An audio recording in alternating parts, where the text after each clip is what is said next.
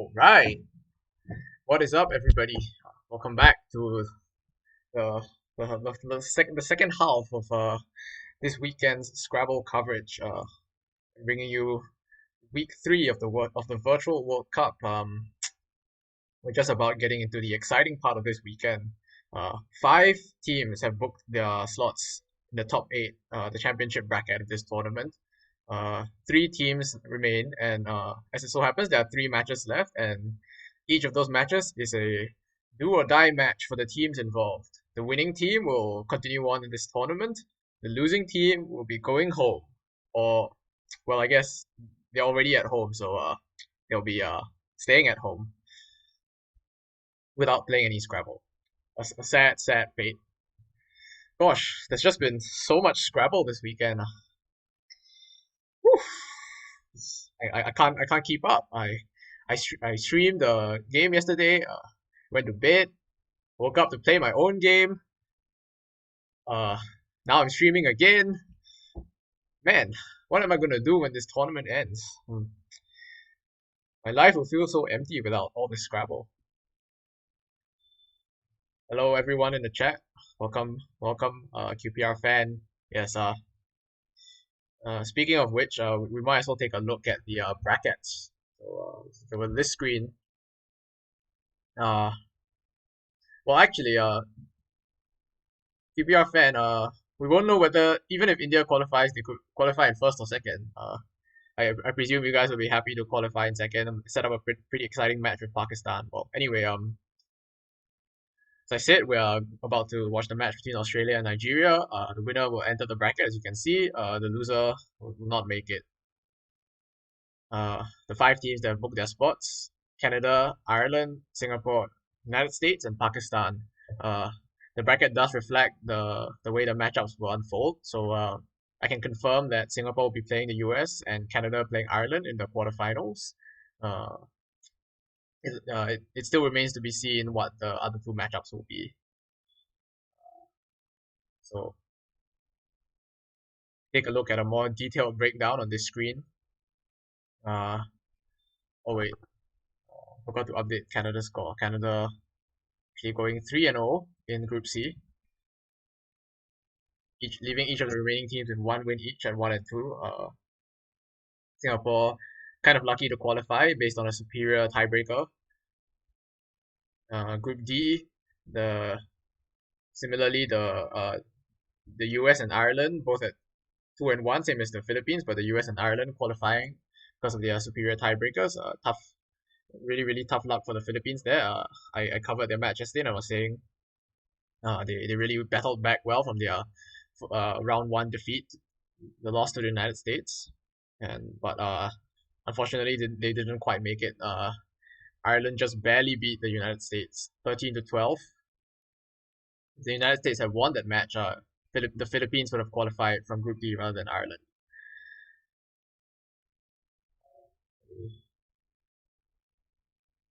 Check on the Australian team.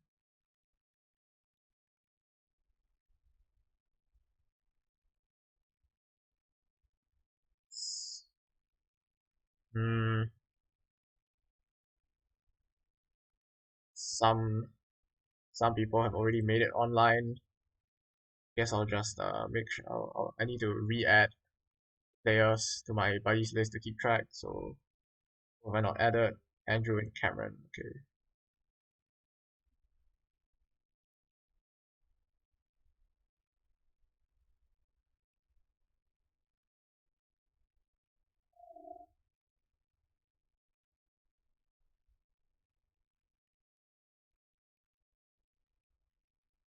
Okay, I see that David Alder has started playing, but he seems to be the only one, and not all of the players are online yet. So still plenty of time to vote if you are interested in that. Looks like the Delta match is winning the vote anyway, so maybe we can cut to that. I see. And it's ooh, it's a pretty good starting rack.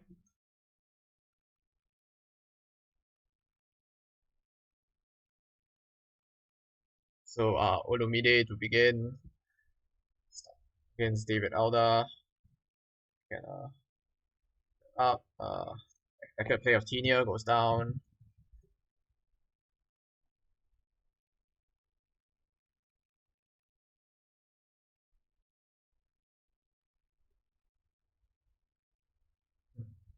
Correct for Delta as well, at least in the sense that he has a blank.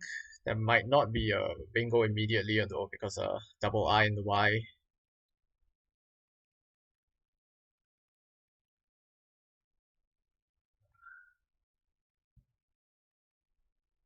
Sadly, I Ying, not good.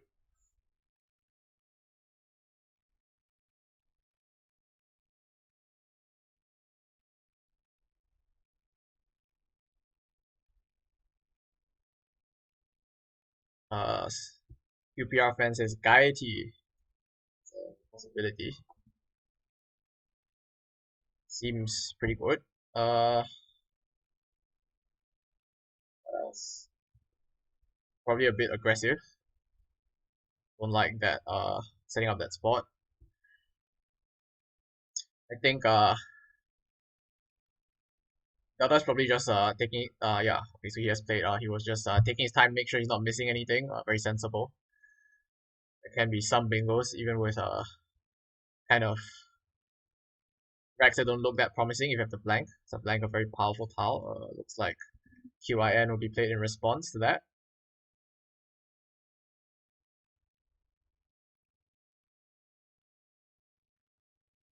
I don't like Yagi YE for it's too, it gives too much away.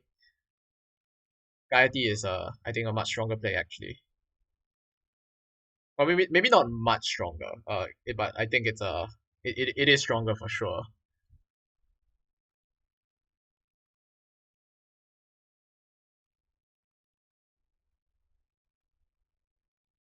I can hear my fan making some weird noises in the background. If that's bothering anybody, please tell me. I can see if I can do something about it. Okay, the expected play of Chin. And so what does Zelda have now? Filler back very quickly. 94 points. Pretty good.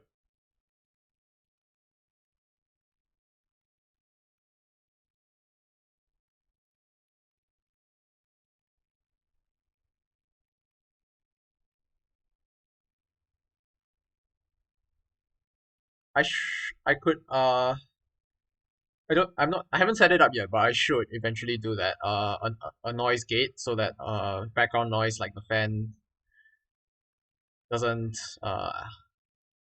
trigger the microphone.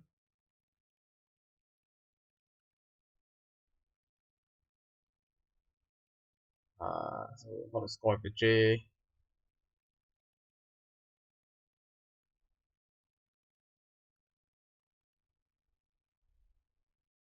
Oli says he can't hear it all. That's good. Jog. Okay. That kept pains, I think. So great leave. Uh, and second blank here for David Alda, but he is behind. Undrowned. Hmm.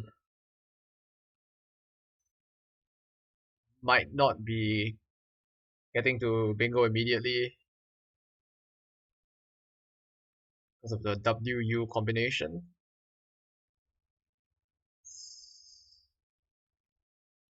Oh, unworded. Okay.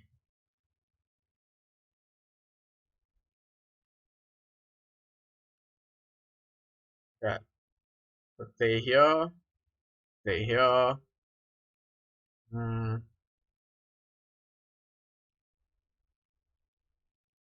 Maybe no need to bingo now. Well, what's the alternative? Is there a is there a decent score you can get with this rack? I doubt it. Like this is certainly not better than bingoing.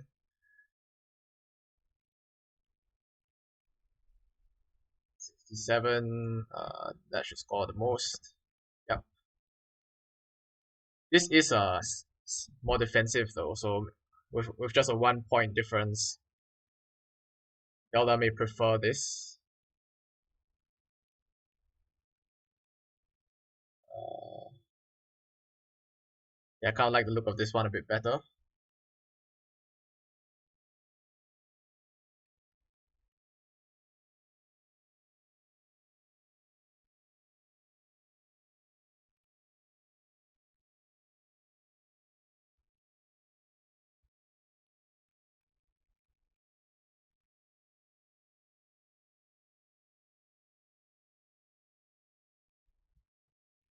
Oh, he misses unworded. Unfortunate. I have noticed that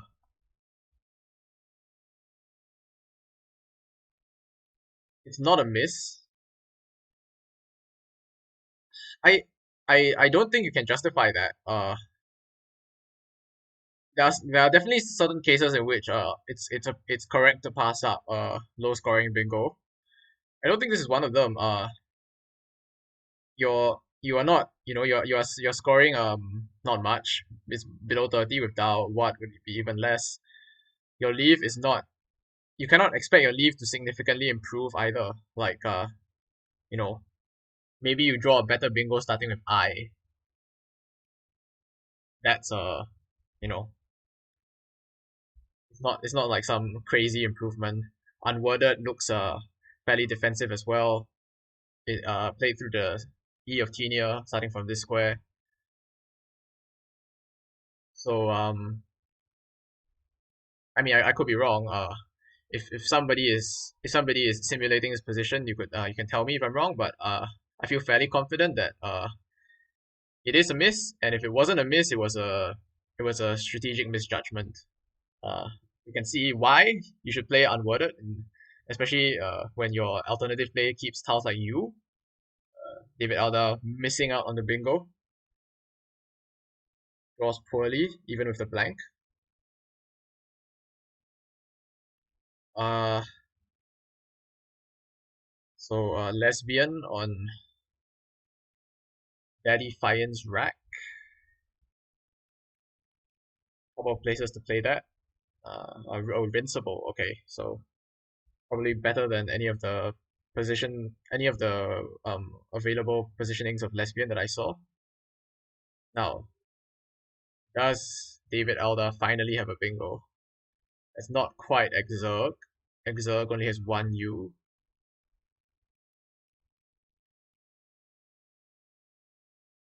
Uh, you just play XU. Yes, I was about to say. Still, now we can see that if you think that delaying the bingo is a good play. I mean, you definitely he's not drawing well, but I think this is a good example of why you should be quite careful about passing up bingos. I don't believe that Delta would have chosen to pass it up. I'm gonna say that he missed it.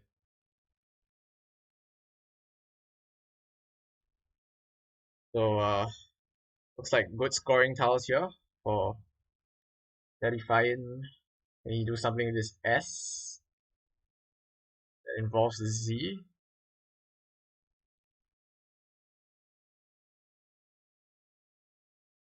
No, but Kaz there scores well. I was actually wondering about holding on to the Z, but I think no. I think it's correct to take those points first. You retain tiles that go well in this spot, like the H.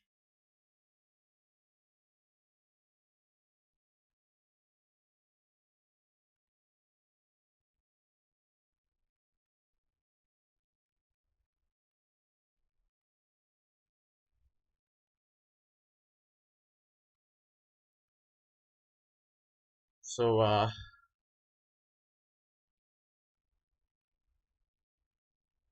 couple of bingos here for Delta. He'll be trying to find the best one.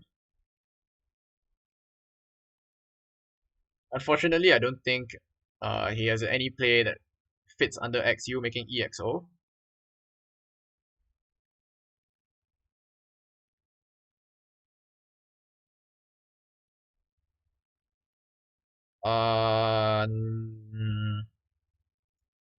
So it looks like he's gonna to play something making FEE.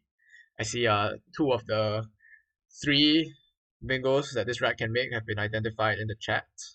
Anybody find the third one? That one might not play at all.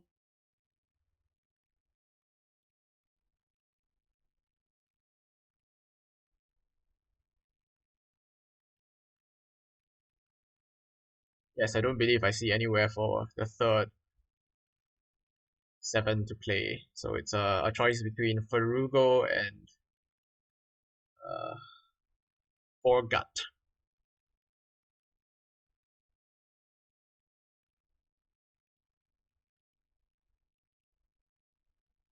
Hmm. Yes, you play Forgut. You put the blank in the triple lane. Yep, it's Ego Surf. Good find. Well, he goes for Farugo instead. I don't think there's much between them. Maybe he's the, the T is certainly a tile that would allow more nine timers and bingos. But the but a vowel in this position can also be quite flexible if your opponent has a lot of consonants. And I mean you can't infer much from Cas, so I don't think there's a great deal between those.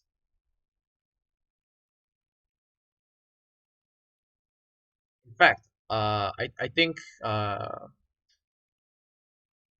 Olumide did keep a lot of consonants, just happened to draw more vowels. So not sure he can get the H on the square he would like. So can he get the H here? Don't see a play like that.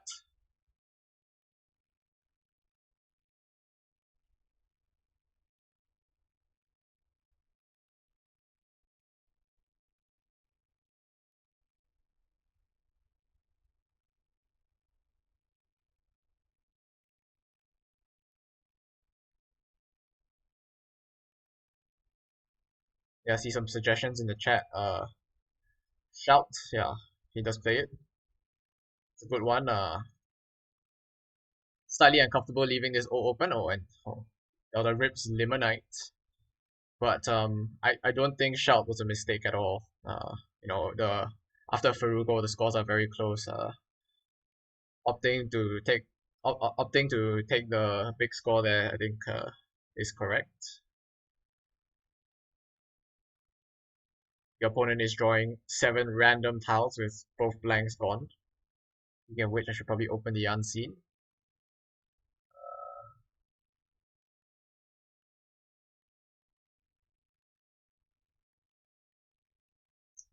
My overlay appears to be malfunctioning. So I try turning it off and turning it on again.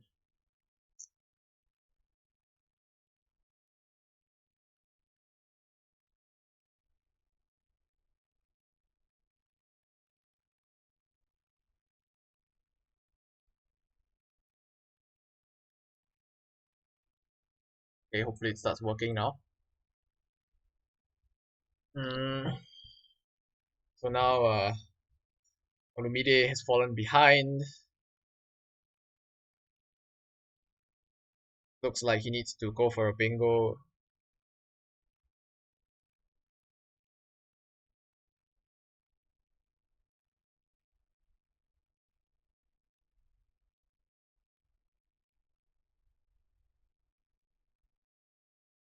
Ollie says, I can see it. What can you see? Huh. I, I, I don't mean that there was a problem with ISC, the ISC display. My I meant the overlay that I'm using to. Oh, you can see the unseen. Yeah, I just opened it. Okay, that's good. So the Viator play seems reasonable. Opens up the V as a possible lane.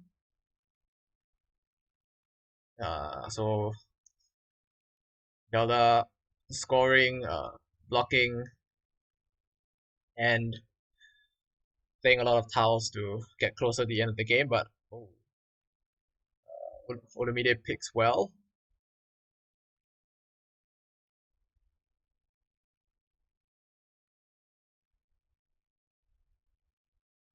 There's something he can play though.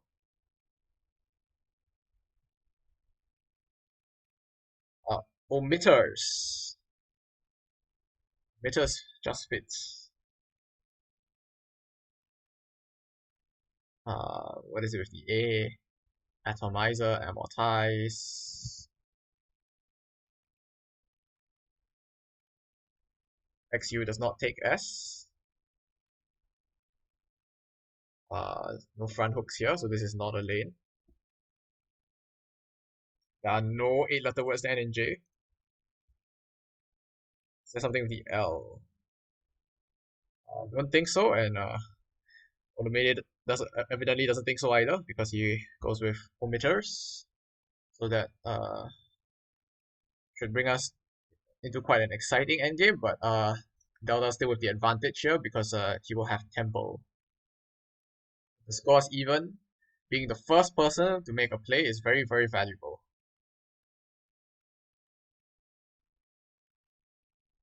So in this case, Delta can the two best scoring spots on this board here and something hooking EXO, Delta can take one of them and block the other one.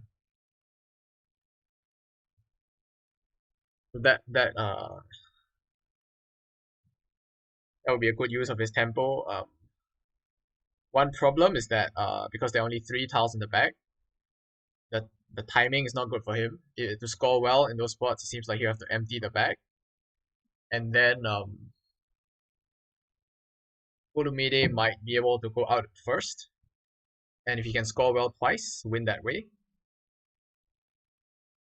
So lots to think about here. I think Delta will be taking his time with this one.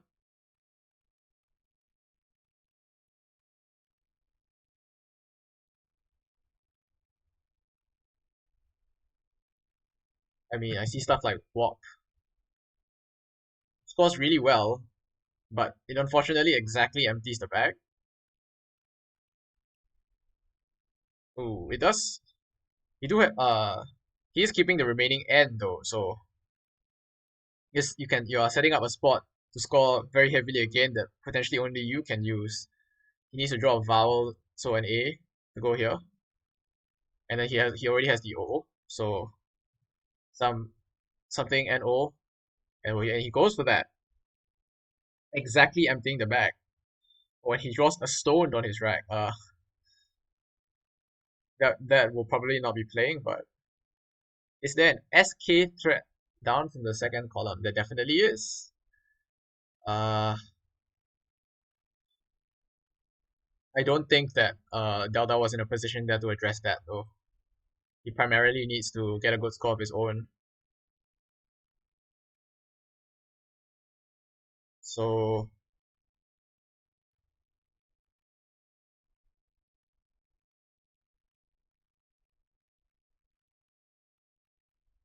Olumide does have some good plays here.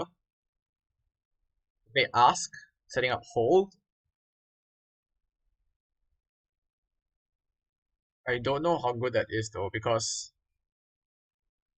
this would Delta would definitely play here, and then does Hold even go out anywhere else?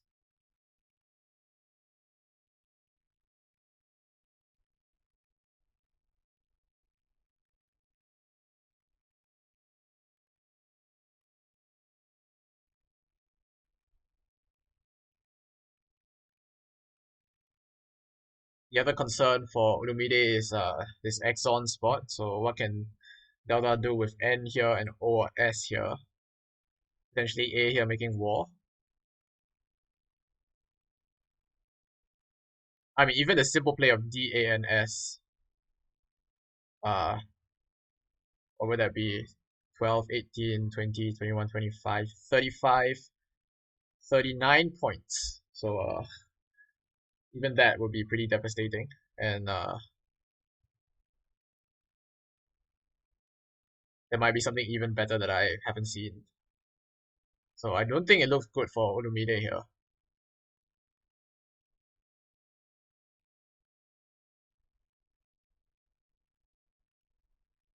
if he is to win, he needs to find a way to have two high scoring plays.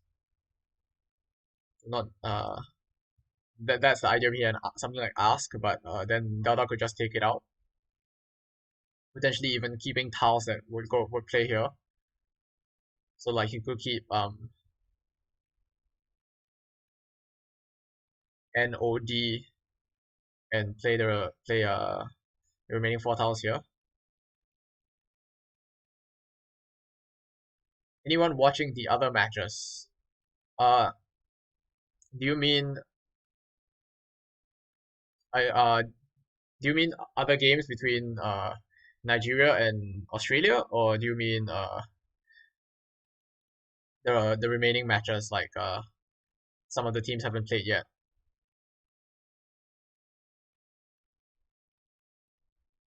Really trying to find a way to pull this one out. I don't see it. Like Warp setting up the end. The other games. Well, yeah, I would appreciate it if somebody could help me get the scores from get the results of the other games, but I can also do it myself.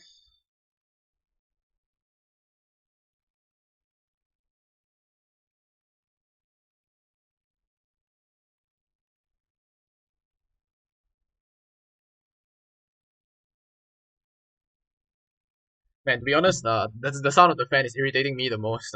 I'm gonna need to do something about it after this round. It's really messing with my concentration. Has anybody identified a better option for Lumide? I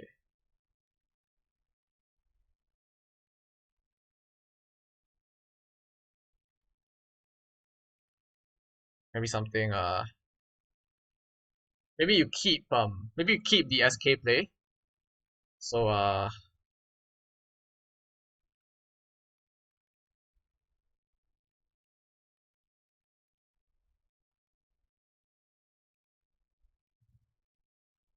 problem is there aren't even that many SK plays. It's basically ask and Hask as far as I can see. He goes for Hask. Uh, so Hask holding Lot. So Lot goes out here, here. Hmm. That is two spots, but this spot doesn't score anything. So it might be winning for David Aldo to just play here. Something like net is 30 points.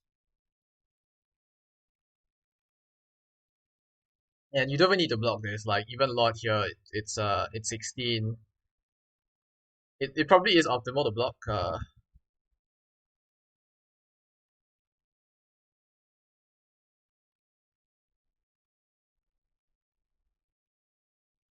Okay. Thanks, Mark.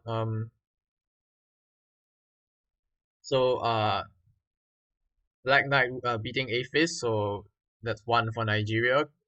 Does Cameron have a chance in that game, or is that essentially over as well?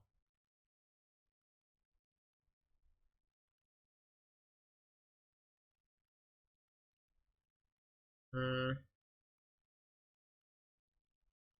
So yeah, because this scores 31, 8 less points. But Lot is 16, whereas Claude is 3, 5, 7, 8. Oh, so so those are the same. Old Yupo for 13. Oh, I see. Okay. Uh, so he does play dance then. This should win.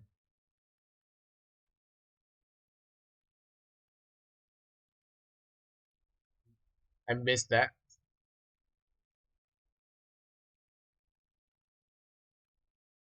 Or maybe a note scores better. No, was yeah. Dance should still be better. So allowing lot but still winning, I believe, because 16, 53 plus 6, 59, but Delta will be at 64. So this looks like I think this is a 5 point win. uh Ladens, making WER. Were he should not play that. There will be one way to lose this game horribly. Were he to play that, he would lose.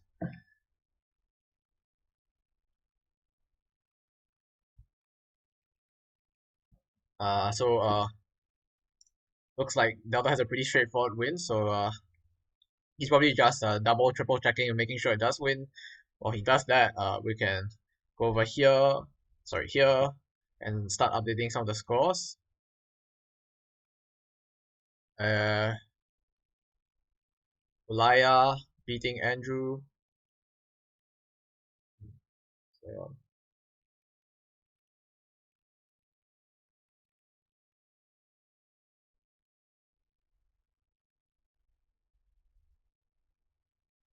man,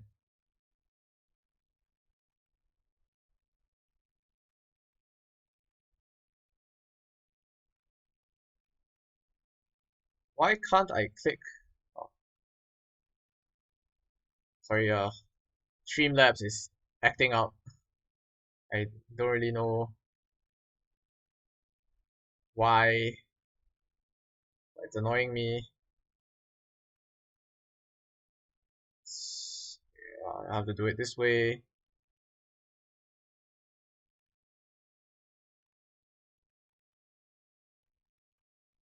Uh, you can go have a well. I do want to make sure that he plays the okay. He does play Dan, so if Elder wins this game, so Wop. So I was to play just because you get this Exxon set up. This the score available in this spot critical to David Elder winning here. That's the kind of thing that David Elder is very good at doing. Uh, it's like Ween will also be pulling this one out, or perhaps not.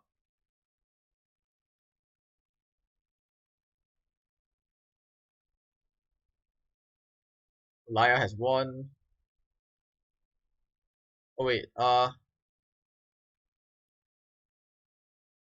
I was actually trying to give the win to Alaya, but I gave it to it. Anyway,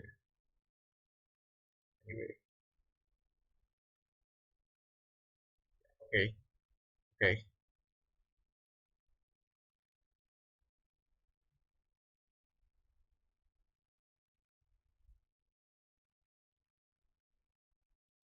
Now Wayne ahead versus Whale, but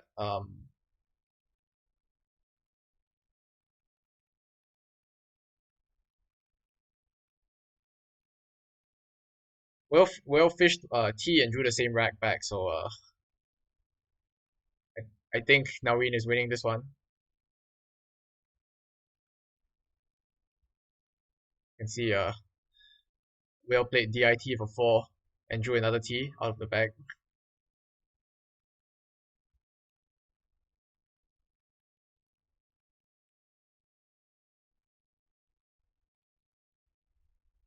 And Chris versus Wellington. That looks like it should have ended. I didn't add Chris.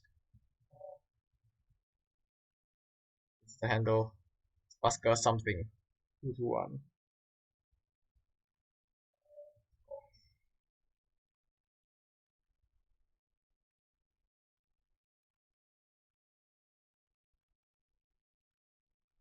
Hmm. Wellington ahead. Chris with an awkward rack. Does this play somewhere? Gradines. So I guess Wellington will be taking this.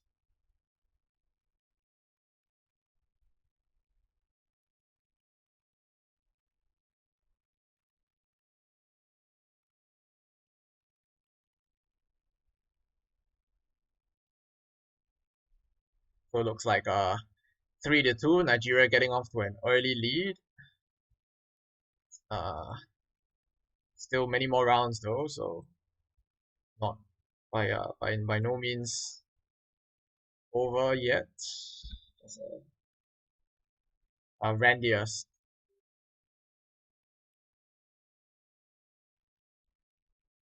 Okay. Hmm. I'm going to set up the poll for the next round, and then I'm going to do something about the fan.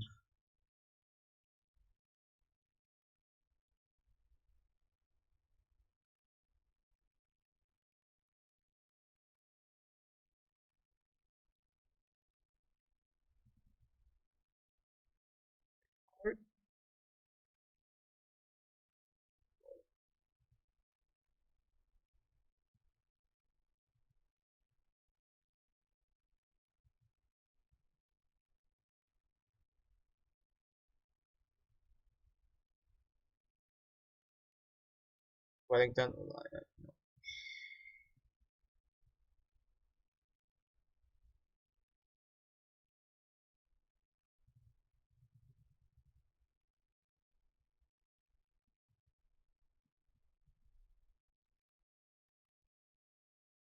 Okay, poll has started.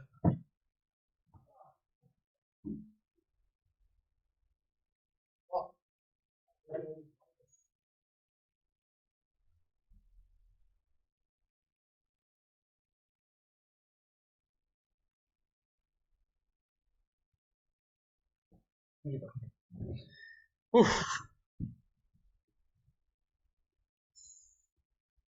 Was it was actually very distracting during the first game.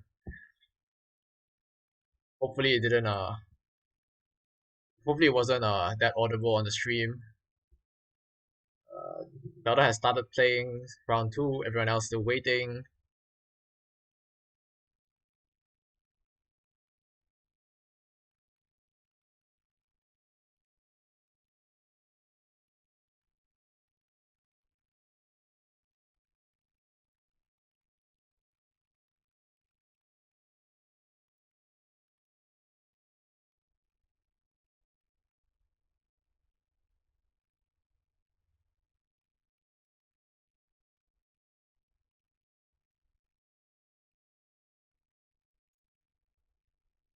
Let's move that. Hmm.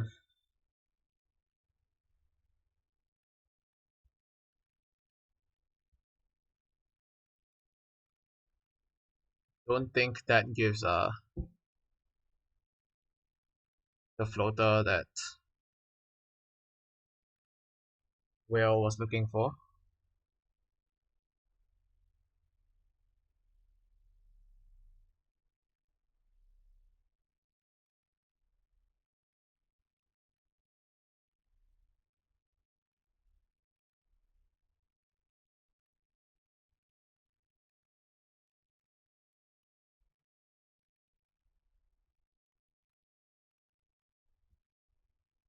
I'm just observing this game while while the poll is running. We can switch to whatever you guys want to watch. Mm. Also having to do some other stuff, so my attention will be momentarily divided. Sorry about that.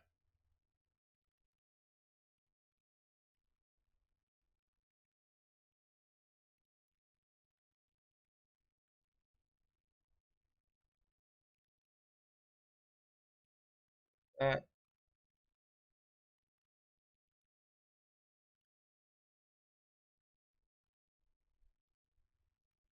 the interesting rack for Whale, like kind of want to fish, but how? Like quid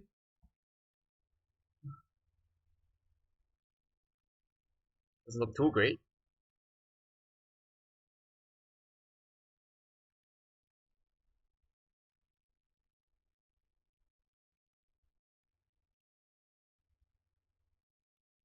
There's Lire keeping the U. Not a big U fan, I must say, but sure, there were not very many options there.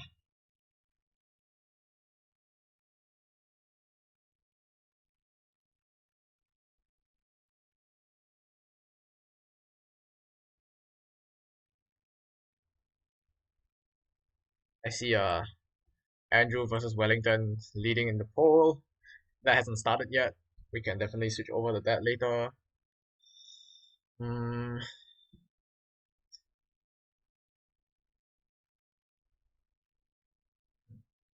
Delta seems to be running into a lot of tough racks with the blank. That's a nice play. Tests out the H.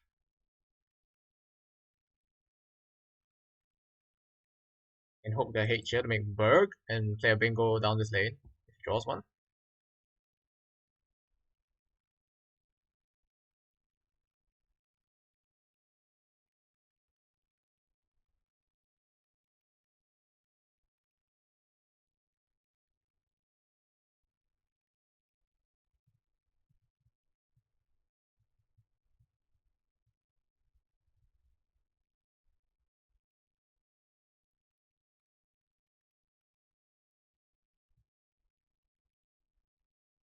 Looks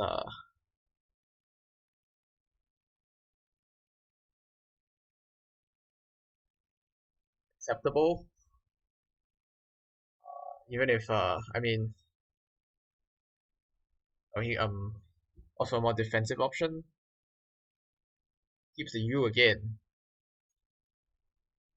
I don't know that I'm in love with that. Your opponent played Berg, so pretty likely they have a H or an S. So this appears defensive, but isn't really. I mean,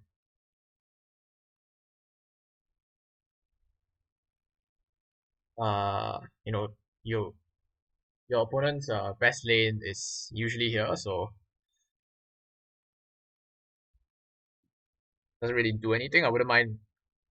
On the other hand, fouled, I think you know, scores more, clears up the rack a bit better. Doesn't really give anything too great away.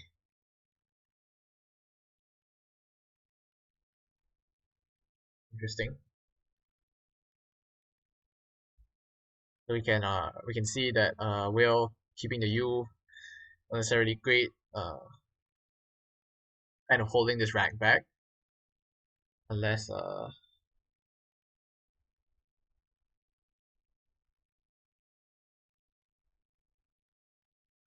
yes, he does need another U. It's not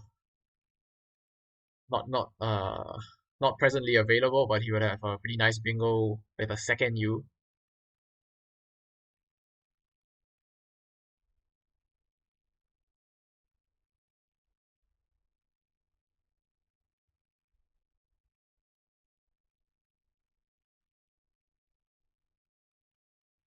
Andrew has started playing, so I guess that quite overwhelmingly won the poll, so I guess we'll switch to that.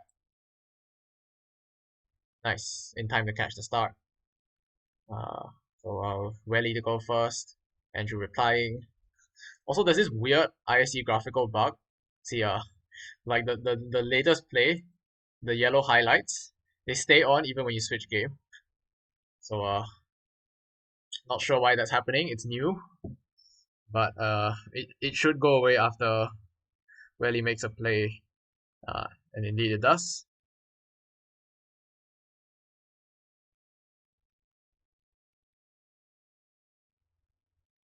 Six letters of Lord Lifgon there. Indeed, indeed. Uh, and all U is a tribute to the commentator. Well,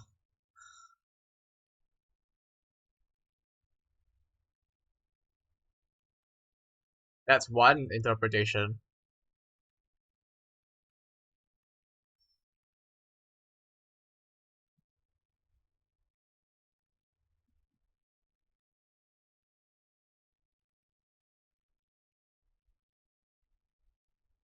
Roving does have a lot of front hooks. I was about to say Andrew has one. He does use it. Pretty poor pickup here for Welly. Pawns somewhere, maybe. Roving does take S, so this is one possibility. I don't know what else might be better than that.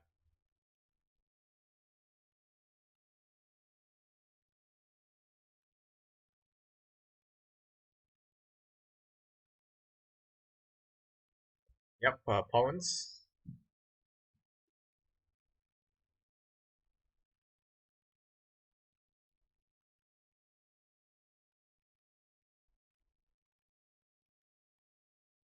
Andrew's right looks pretty good. Not quite seeing anything though. Uh, this is not how you spell the word autobahn. That needs to be a H, not an R.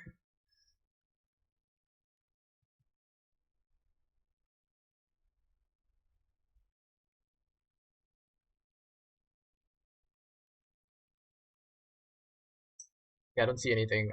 So something like Oba looks fine. Balance the rack. Was there no way to get rid of the U there without sacrificing too much score? Oh wow, what a terrible draw. Plays off 4 consonants and picks up 4 more consonants.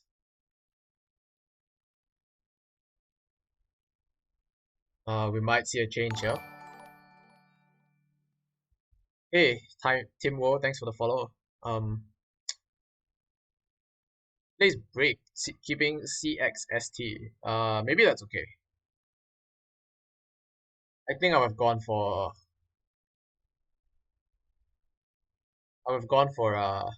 exchange keeping RST there. I do think it's close, but it looks like on this board the X is not that valuable. So your CXST leaf is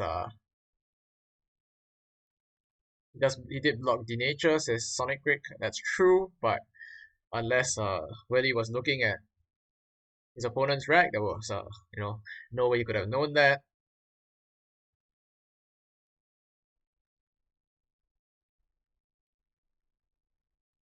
So as I was saying, so the X is a good scoring tile, but it is a bad tile for bingos.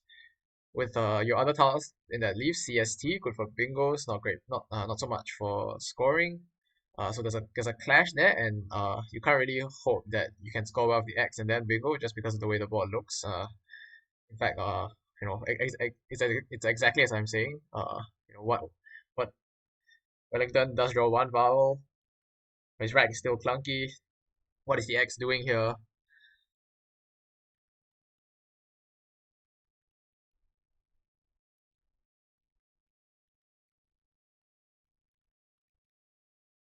He adds a J to his X, so uh, rack is just getting clunkier and clunkier.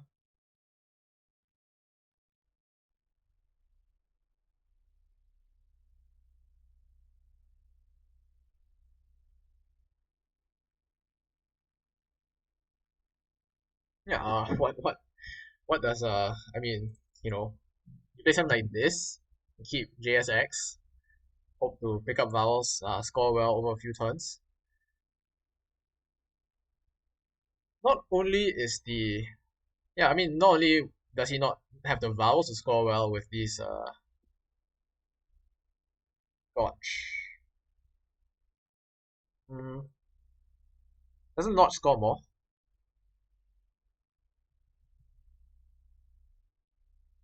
Interesting. And Gotch obviously setting up an A.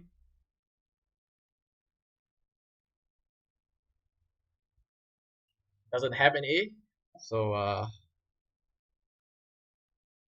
but the real issue is that with JXS, you first need to draw vowels. Timbo, you need to use exclamation point define, not just capital. I did it once in the chat. You can check that out.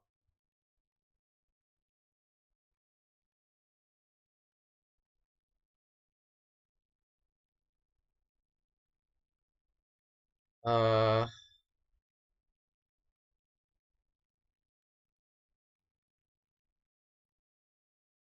Truth. I didn't really catch Andrew's rack, but if you played Truth, I assume that it wasn't great. Wellington does draw vowels, so that's the first step. Still, the J and the X still looking pretty silly on this board. ELRTT, so a bunch of T's and the U, not great. He even drew the A for gotcha. You know, where's all that going? Hello to George Floyd in our memory.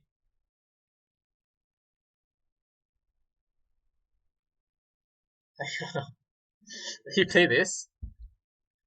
Now setting up an E he doesn't have. Can hope to draw well there are how many E's left? 10? One of the 10 unseen E's for Jutes. If Andrew doesn't use the spot. Actually AX is not the most insane play I've ever heard of. It was for Taj. So no I for utilized or twilzy.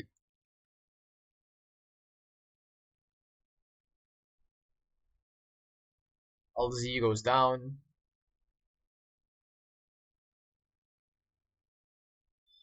Tuxedos here for Wellington. What does it play?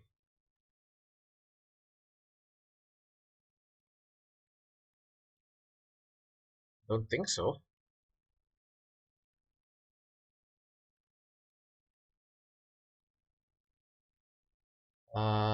I mean, definitely can just score well something like ducks. Maybe even better. If you can make something.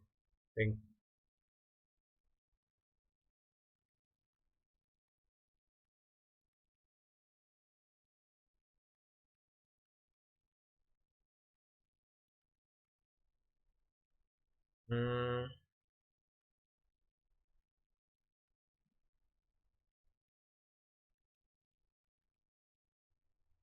actually be outed keeping the X. Interesting.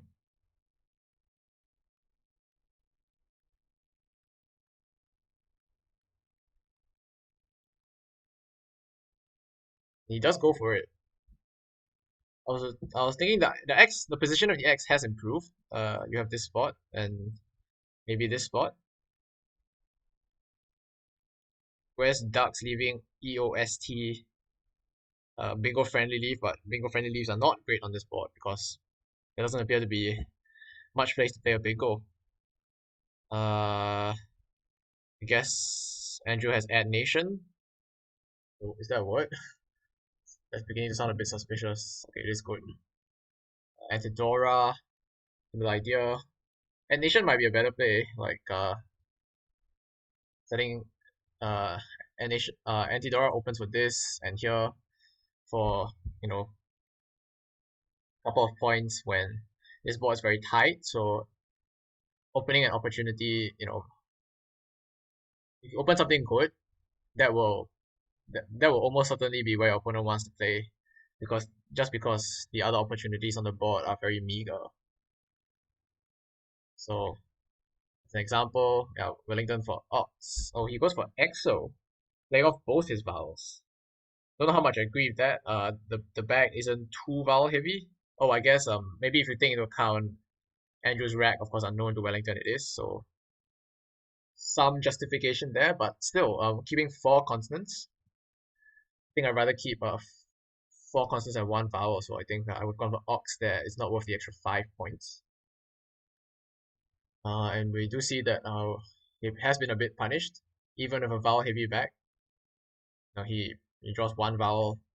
Can't really say that that's too unlucky. And you're drawing three tiles. Can play through it. Filk. What for that? Or maybe there's something through the A. Don't think so.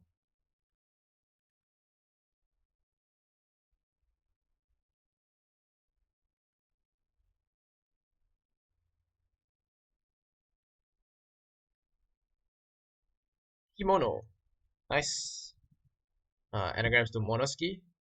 Filk is better though. Scores more and better leaf.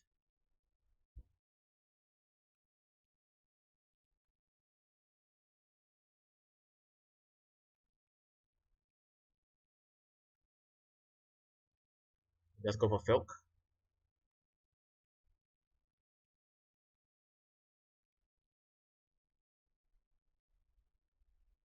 Uh, The idea behind kimono maybe being that it takes O in front, make O kimono.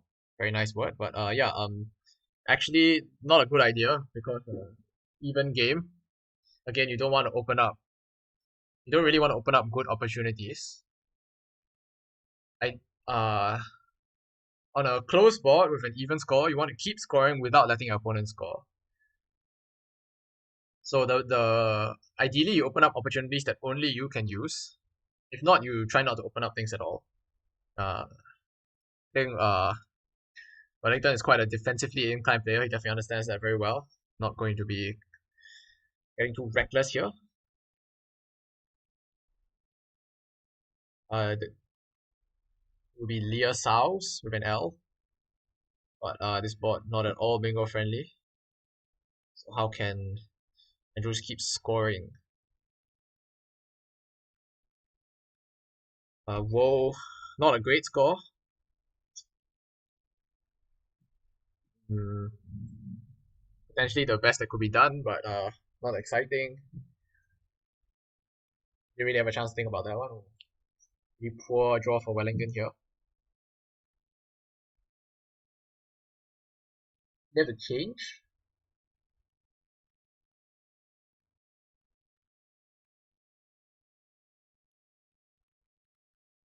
Yeah, suggestions in chat. If anyone sees anything, be right back.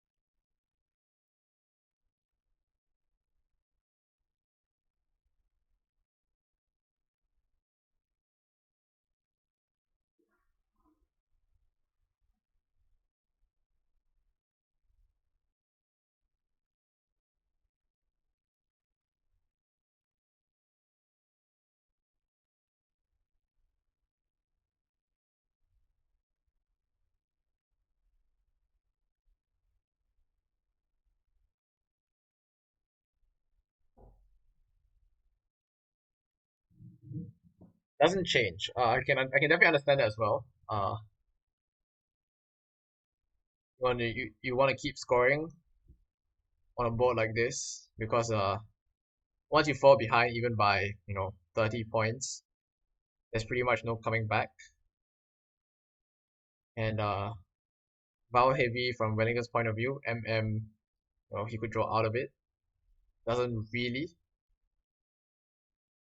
Uh, Definitely. I uh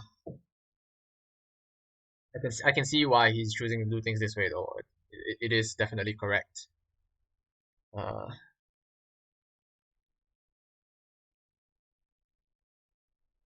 Another bingo-y looking rack here for Andrew. It's getting a bit dark. Maybe I can turn on the light. Hmm,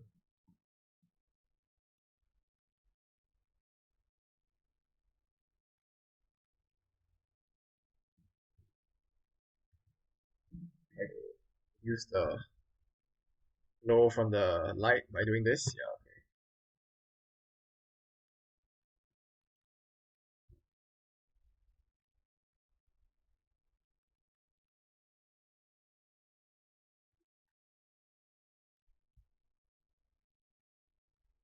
So what Andrew may be weighing up is whether or not to fish because now Incut has opened up potential for bingos ending IEST.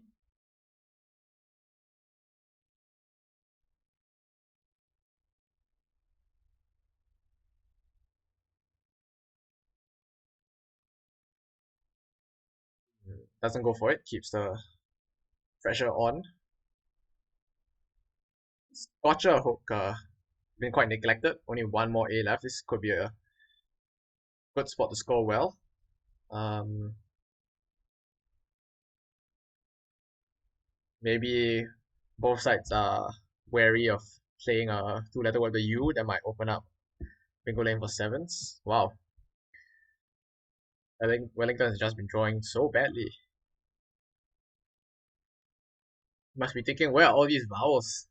So many vowels unseen to him. But well, I mean, I guess if you look at what Andrew is playing, something like Alien, kind of know what's up. Yeah, gotcha does take S. It's a noun, like it's a gotcha.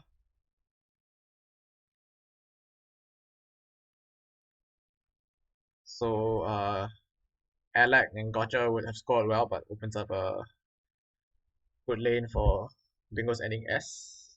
Jairi here from Wellington, a good score, and does not hook. No S.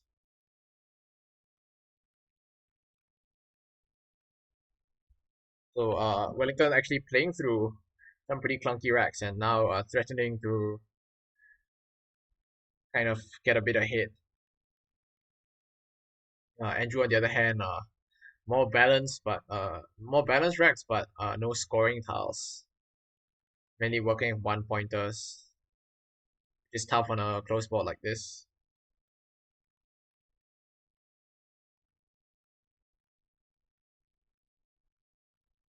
There's also this unseen Q. I guess not too much of a problem with QI here, and this youth to play Q plays through.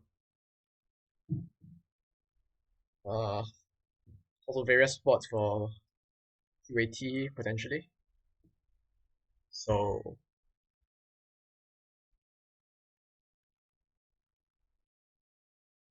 what can Andrew even do here? Does he have to try and open the board, try and get a bingo?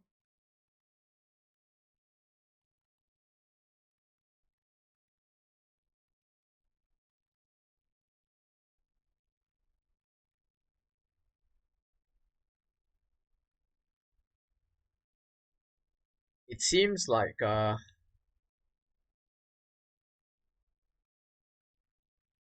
was gonna say it seems like Wellington has the advantage here if he doesn't. But there's also the issue of timing to consider. With only 5 remaining tiles, both sides will be thinking about how to be the person to go out first. Andrew can make a play that gives him good timing. For instance, that would be like a good scoring play, leaving 2 in the bag. He could potentially win without a bingo. Be a tight, low scoring game. Both players still below 300. So, very interesting. Question is, does that play exist? And he tries for Eon. So that does play 3 tiles. So I think leaving 2 tiles is what you want, but Eon not really a great scoring play. And Rally with what looks like a pretty good rack. And I see that Starver fits here. This that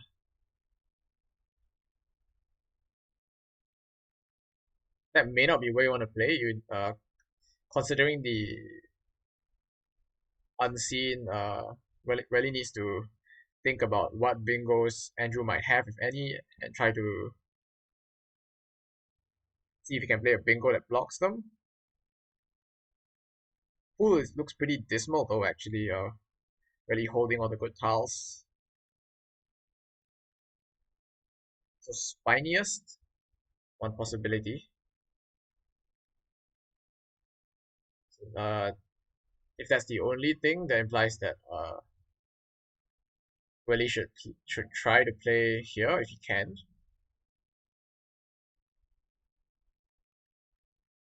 He should be fine even if he draws the Q. But will he? There is still this QI spot.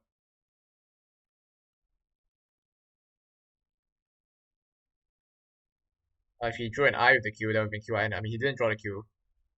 Andrew has it. He just go for Vivera, so perhaps Spinius was the only thing, and Vivera's been going and blocking that. Nice play.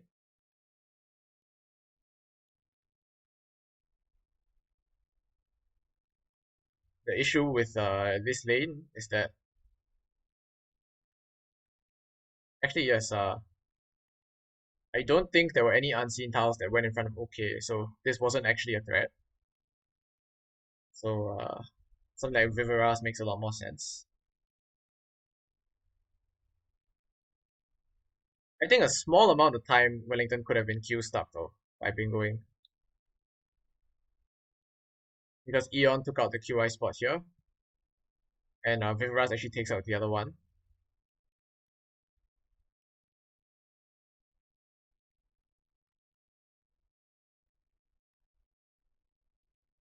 Perhaps he could have survived the Q stick. I don't think so. I'm not sure about that though. Uh, I actually think the considering the Q possibility was quite interesting there. Um, Perhaps step back. So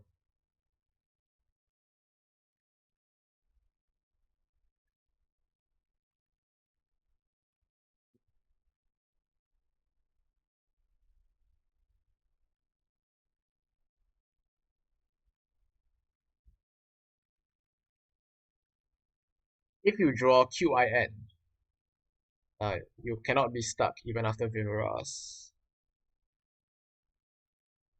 With a Q and no I believe you are stuck. Basically just immediately.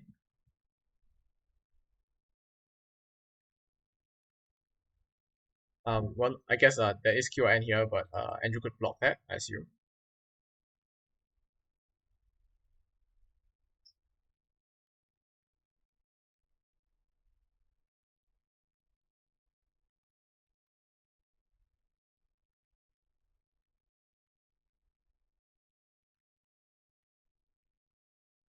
And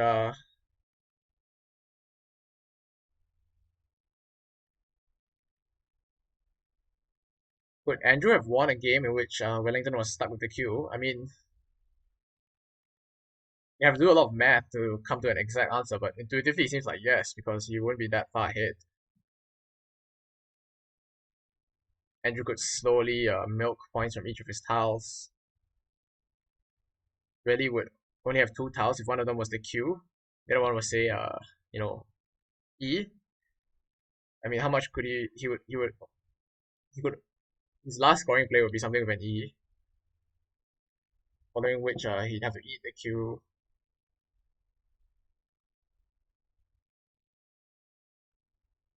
And plenty of triples where scoring plays can be made or setups.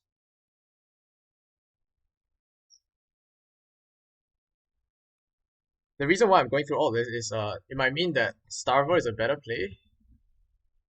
I guess there are a lot of copies of Spiniest. Other SP. Oh no, only two copies of Spiniest in the unseen.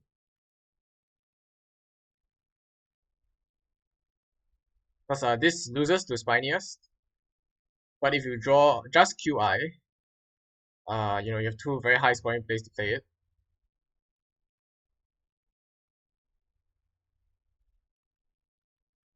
I guess also there are also only two cases where QI exactly it's a QI in the bag.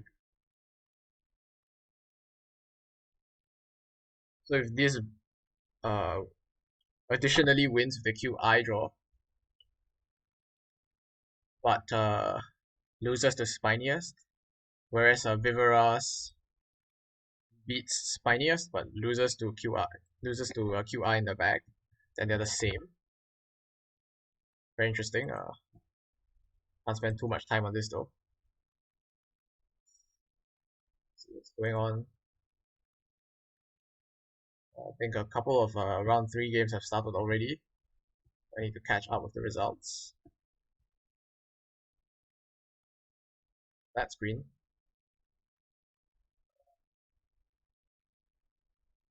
For rally a victory here.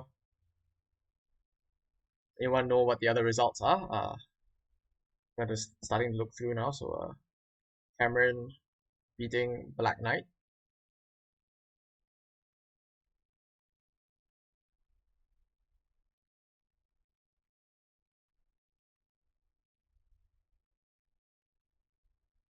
Naveen beating Enoch.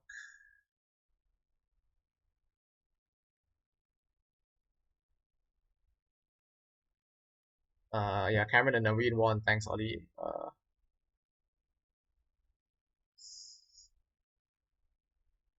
Chris with the win over Daddy Fine, so good round for Australia, and what did Belda with the win as well. So Wellington, the only winner for Nigeria in round two. So Australia now in the lead, 6-4.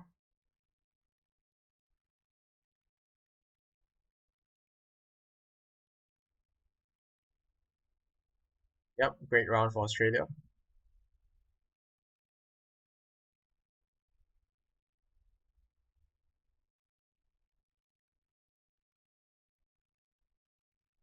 I didn't set up a poll, but most of the games are already started. Maybe we can just get right into it, see what going on with Chris May.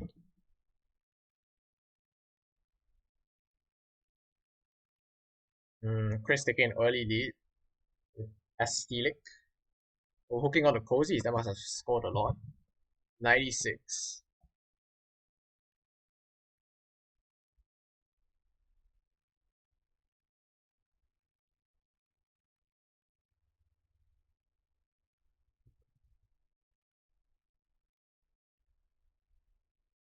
Sorry, I didn't get the board up. Okay, so board now up on stream.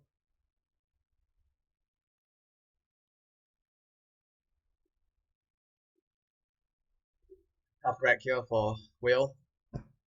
Steelic also blocking Granules just to add insult to injury. Oh, he can still play Granules. Uh, that does not seem like a very good play. Looks like some kind of fish is probably called for. Unless there's something I'm not seeing.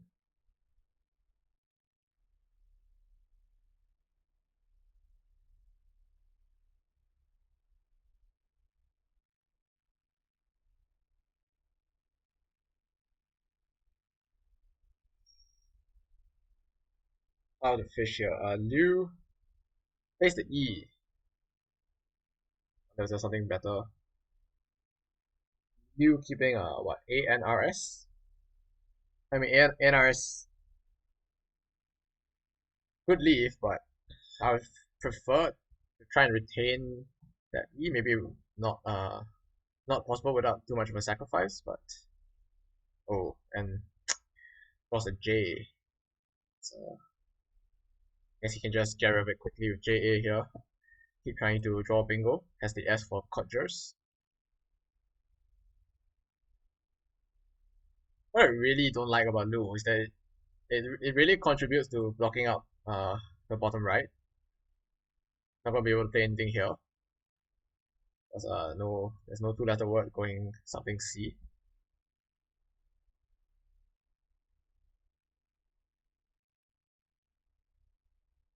Maybe I mean it might have been necessary though to just pick out this very dangerous scoring spot. So definitely not saying it was wrong, just don't like it, don't like this feature, that move. Sometimes you can't always achieve everything you want. You have to compromise. Part of playing your best Scrabble is knowing how exactly to make those compromises.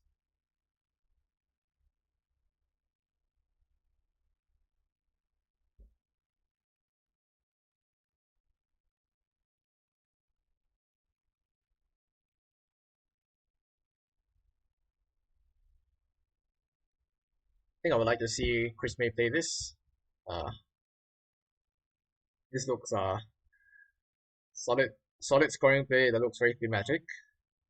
That means that it does what Chris as the leading player wants to do.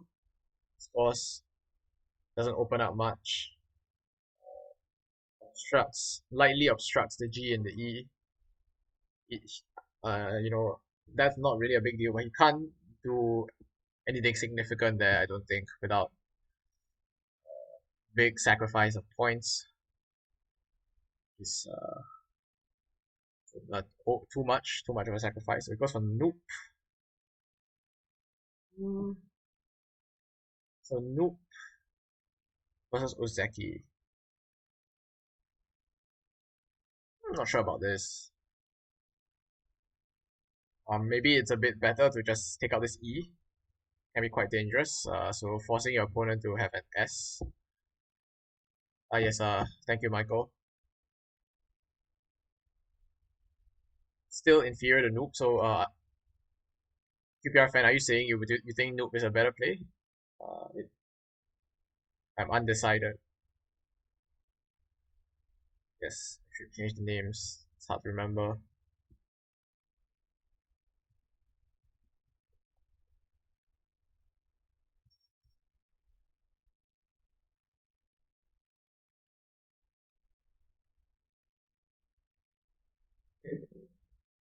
Dram, good score. Oh, I guess the nice thing about Noob is that it retained Ozeki, did it? No, no, he had two eyes. He had two eyes. He got KII, so he drew another O. Hmm.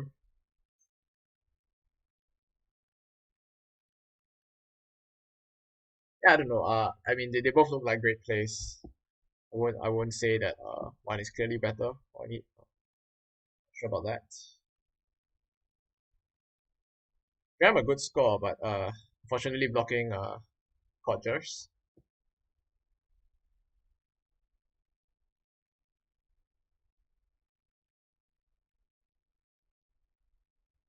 So I mean, Dram also takes S, but that's a lot worse because you can't play sevens ending in S there.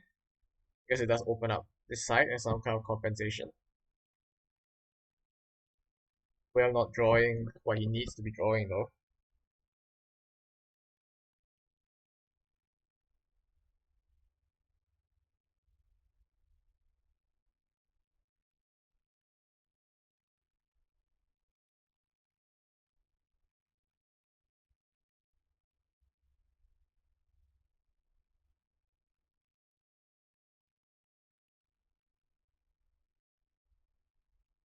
I mean, you just gotta keep playing through, right?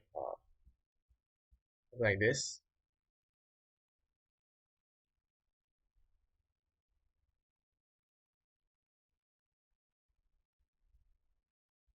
I don't think this score is enough to be worth the to be worth playing. I think ruin should be ruin here.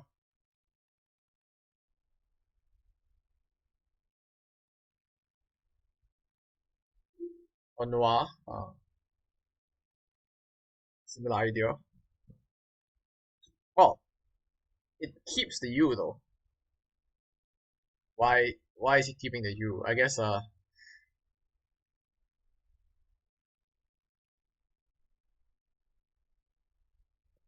Snape. That's a that's a character from Harry Potter. I don't think that's a word. Um,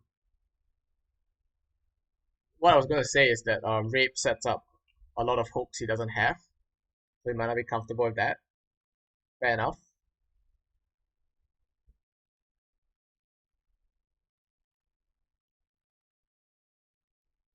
Chris now the homeless Hernier.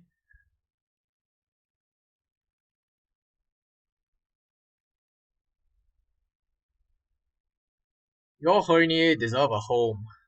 Don't let them go homeless.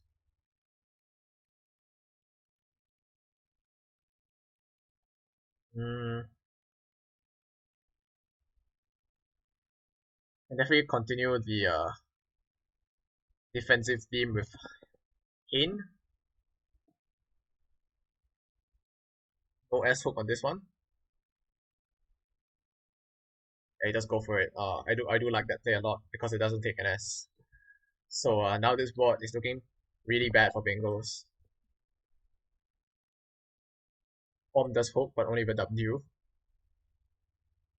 Not very promising for Bengals. Oh, but tag source. So that didn't score as much as I thought it did. I thought the X was landing on the double. Would have put Will back in the game for sure, but now Baska still has a lead on a close board. Something like Gru continues the defensive theme. You technically can slot bingos this lane, but very very marginal because the bingos have like a lot of vowels in awkward positions. Just play Guru. I think that play as well. We poor rack for Whale. Um, this is a lane, I guess. Bingo starting with E or SE. DD played almost by necessity, I think, but blocking even further. Musker can just play QI, sit back with his blank. If the board opens up for bingo, you bingo. If it doesn't, you're perfectly fine. I guess this U is also a lane for onwards. Only one end unseen though, but so Will does have a blank. He has the other blank. So one blank each on their racks now. Raised up pretty quickly. Okay. I feel like he should probably have played something here just to create an S hook.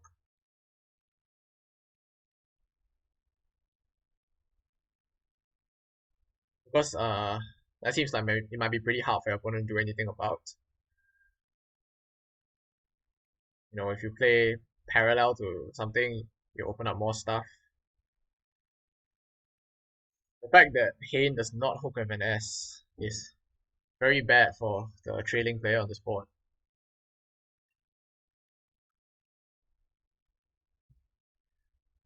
Like the lanes that do exist are very marginal. You have to start with E or SE, you have to start with UN, UP, something like that. So if Chris can just keep scoring without opening up, he's going to be quite content to do that. And he even has a blank in case anything goes horribly wrong.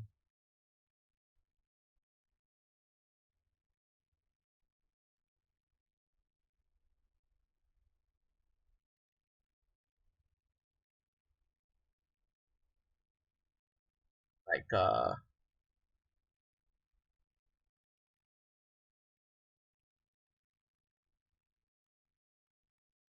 we just obey.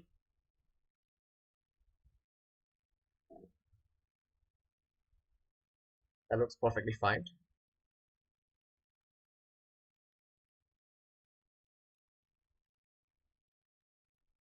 About okay, similar idea. Why I don't know why he had multiple E's though, so not sure why he wants to retain additional E's.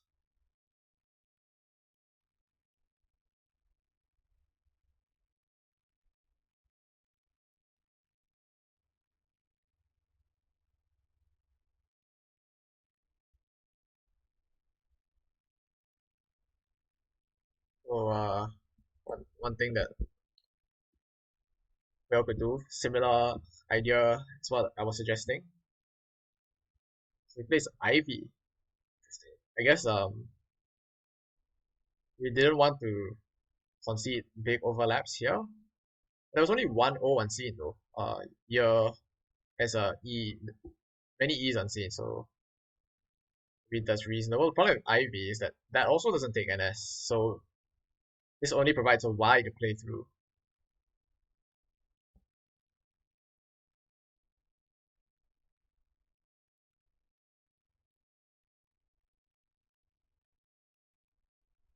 I see.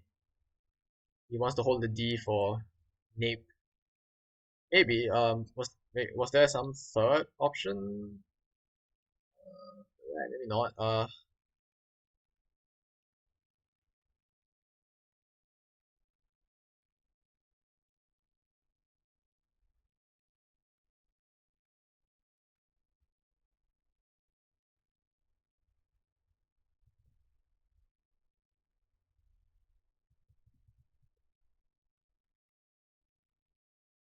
So if he was trying to hold DE, it has come through because he does draw a bingo starting DE. So maybe Ivy is a good play after all. Then consider that it's important to hold DE for this. Of course, if he had I mean, if he had played yet, he probably have gotten a bingo with the S hope. So,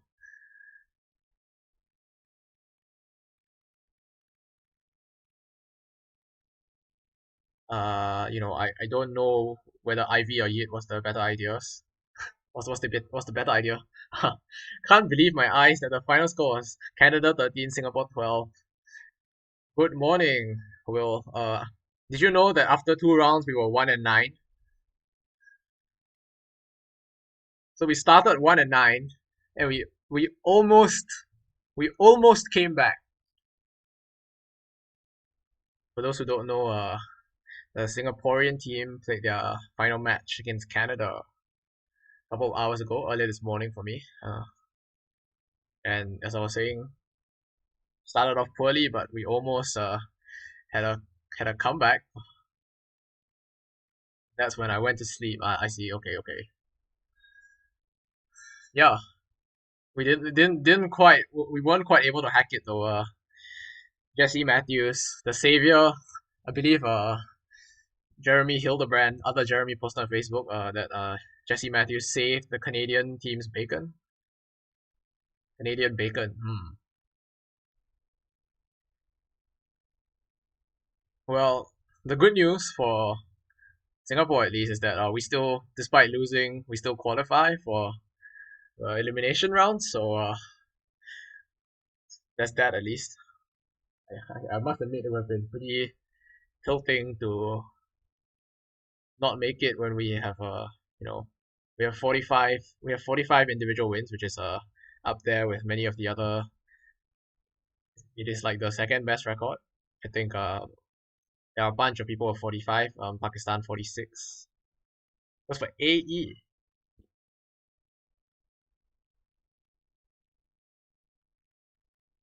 Do I like AE? Mm, yeah, I think so. He kept a good lead, vowel heavy, but with many consonants to draw. So that actually somewhat synergetic. And you know, with the scores even, he's basically saying you can't block everything. Bunch of lanes here, this lane here. Uh, I'll probably draw a bingo and win. And if I was Whale, I would be very afraid right now. Look at this. Look at this. ABEILORST blank unseen. Like, what do you even need Chris to have for him to not have multiple bingos? There's also this U. What do you even do here as well? Like, can you somehow play two tiles and draw a bingo of your own? A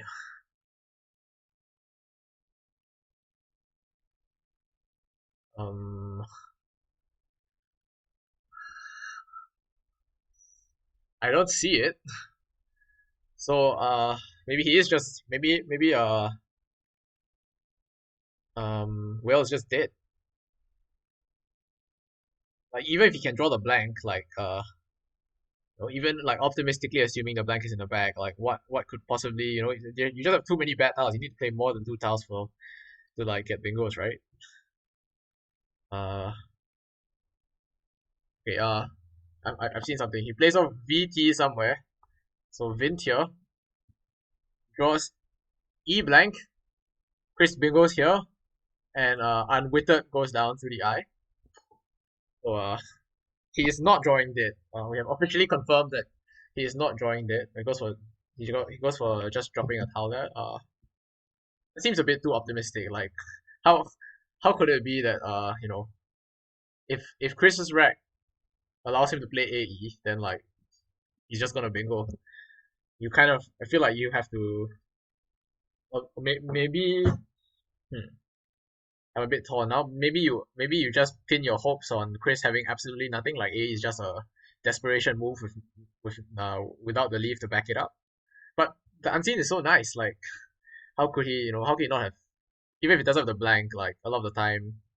Well, I guess okay, I think WE is fair as well because maybe without the blank, there might be some racks where it doesn't go through the floaters here.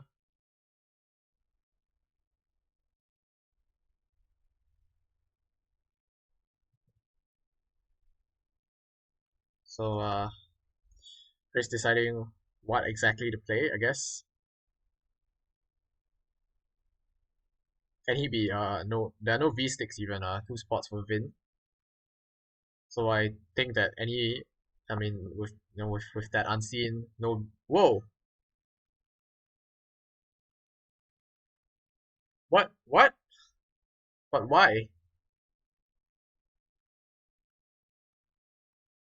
I could understand if oh, I'm an idiot because there were two in the bag, not one. I yeah, so that makes sense with two in the bag. I thought yeah,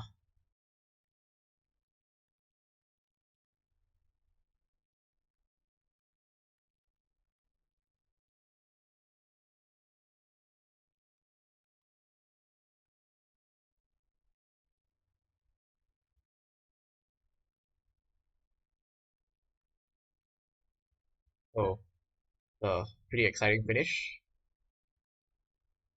Closed board, but the blanks each contributed to a bingo at the end. I really like the way Chris played it. Some very nice moves. Hane, Noop, AE.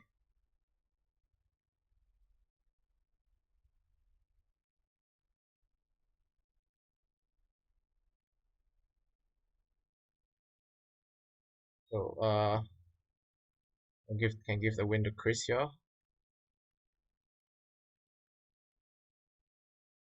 What else? Some games still in progress. If it's done, if it's going down to Daddy Fine. So 1-1 so far in this round.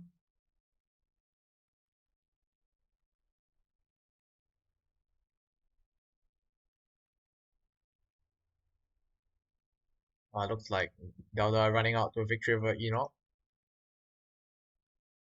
Ooh, very close between Northstar and Black Knight. We'll probably come back to this after I just take a peek over here.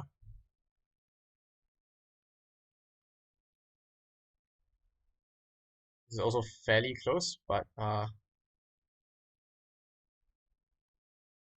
think this looks more exciting.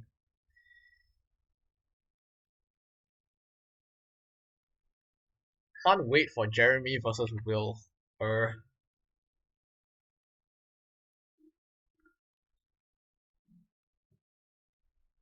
no comment.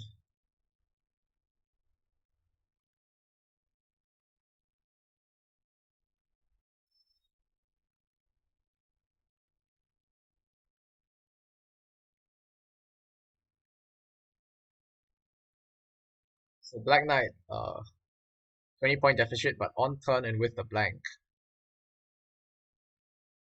Oh, nice. Really nice play of cat face.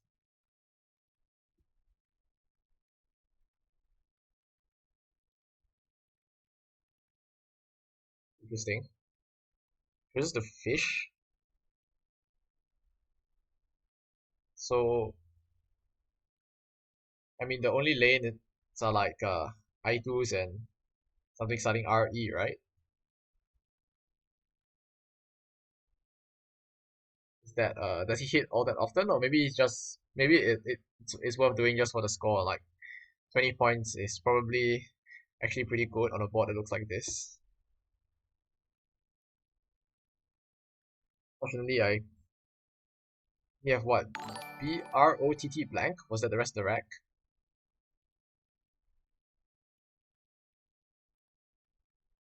Uh, thank you, friend V7 for the follow.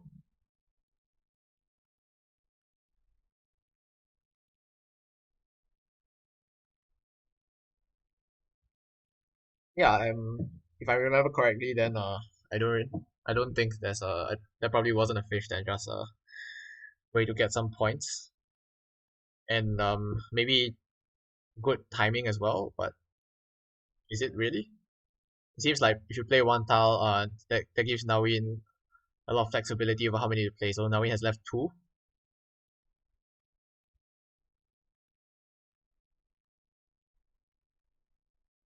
Make things that should make things tough for Black Knight because he might not be able to score without emptying the bag, and then if he empties the bag, he may have a lot of tiles, which will give Naveen an advantage. So I do wonder about Kith, but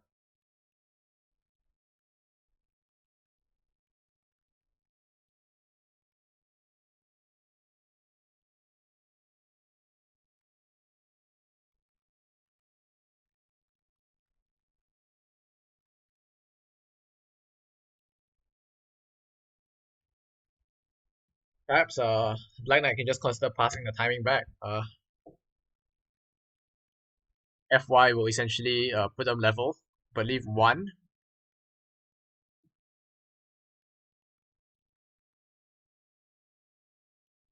When he leaves one, that might make things difficult for Naveen. The same idea, just you know, a little bit of jujitsu. He acts unseen, but apparently no good spots.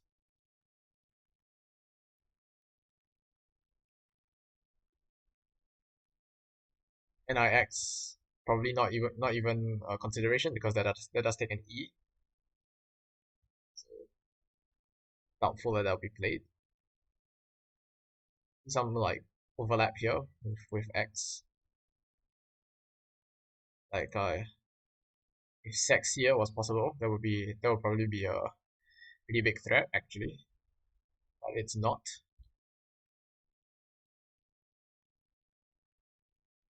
Yeah, I'm kind of leaning towards FY actually as a you know this is sometimes why you don't want to leave two in the bag.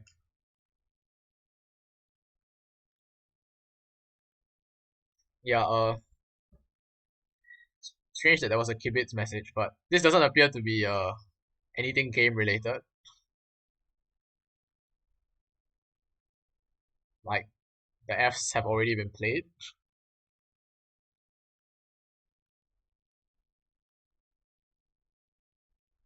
unless it was intended as a suggestion for this Kif rack, which would actually have been a that I mean that if that's so then that might have been a bit unfortunate. Chooses BY. Why BY? Why not leave one? I don't think there's any advantage. It scores the same as FY. Like are you hoping to draw a bingo?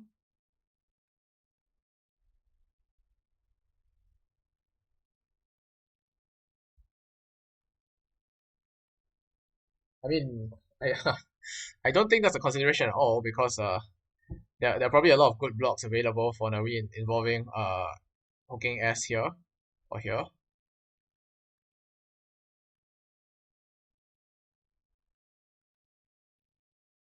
I think I would really like to see FY here. Like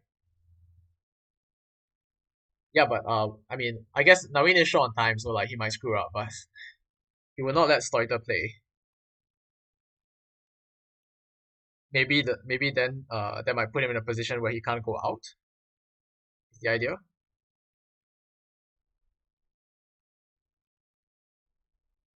But if he scores enough, he won't necessarily need it.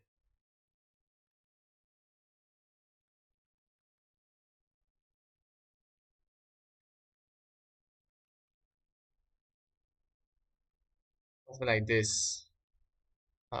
You'd force a block of NIX. And then can you play NIX somewhere else? The issue is that Nawin is very low on time, so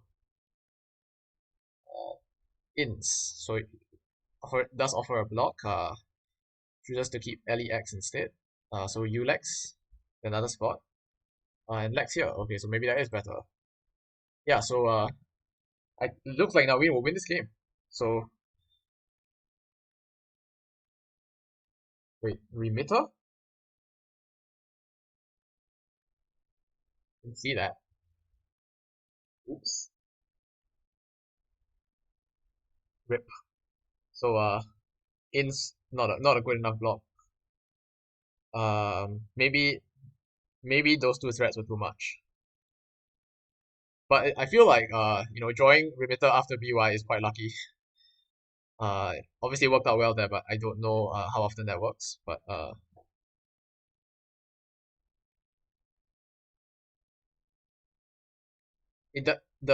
my overall sense is that if you play BY, you don't draw a bingo, or you draw something blockable, and Nawin does block it and leave himself two outs, you lose just because his timing is better. Yeah, I see a session NISNYS. Yeah, the time pressure for sure though. Uh, great. Definitely great win for Black Knight there. The thing about NIS is that it doesn't leave you out. Dex. I don't think you can play Dex, unfortunately. That because it hooks with Y. So with LINNS remaining, I mean probably almost certainly not going out, and then you give Dexy, your opponent goes out first and scores pretty well. I mean you need to count to figure it all out, but I would say it doesn't look promising. I don't know if that was a good block. Mm, I'll just give this one to Fire first. David did beat Enoch as well. 2-2 was the result between Cameron and Wellington. So that was a very interesting endgame. I wish we had more time to consider.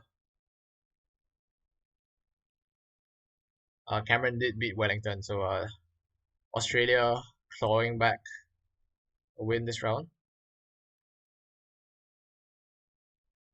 So very close. Now, oh wait, I thought Nigeria was leading for some reason. No, so Australia moves further into the lead. Apologies. I mixed up the scores in my head. So now 9-6. Getting further away from Nigeria, but still plenty of time for them to come back.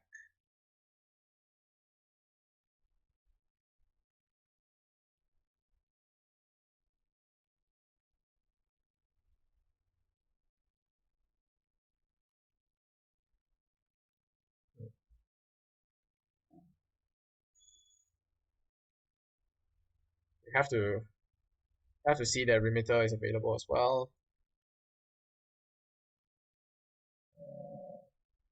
This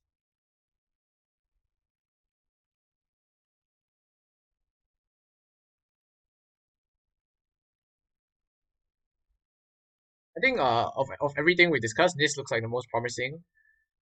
The idea here would be to just score enough that even though you won't go out, you can still survive.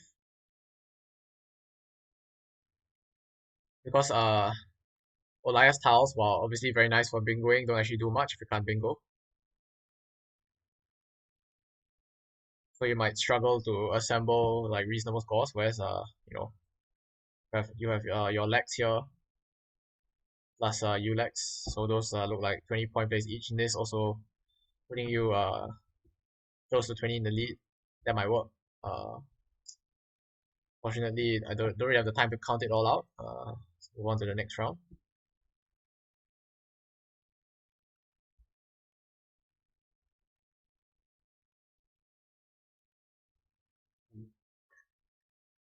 Elda starting with 3 bingos in a row against poor Black Knight, who has I on his rack. Looking around for the correct floaters to play vicinities. Currently unavailable. Maybe we won't be watching this game, so it looks like it's shaping up to be a big blowout.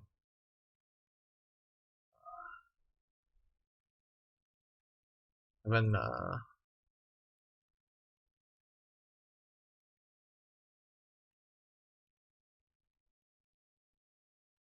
oh, board, right? Thanks. We haven't seen much of either of these two players, so seems like a good option, and it's just started. Uh, Blearia for Cameron, 3A. Or Limberer. That score quite a bit more, right? Yeah. So does expose this, but the additional score probably might make that worth it. Oh, I know. Daddy finds right. Absolutely terrible. That is an oof.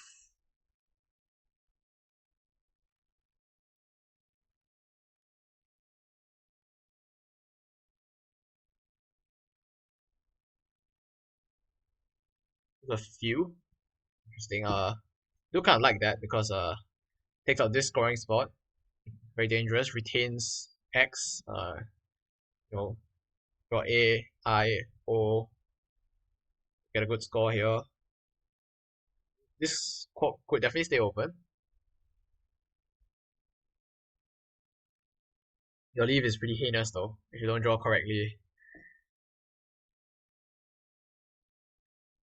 You see, yeah, he does draw I, so he can play picks, but that keeps DN QRV, which is a big yikes.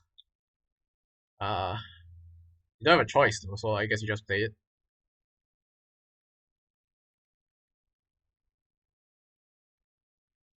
Hope to get bailed out.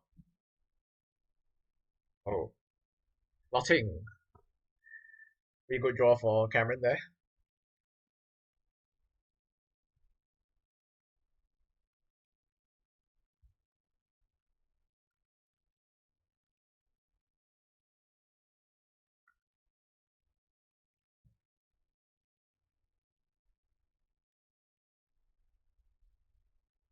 And Daddy Fian has not been bailed out. He has not been bailed out at all.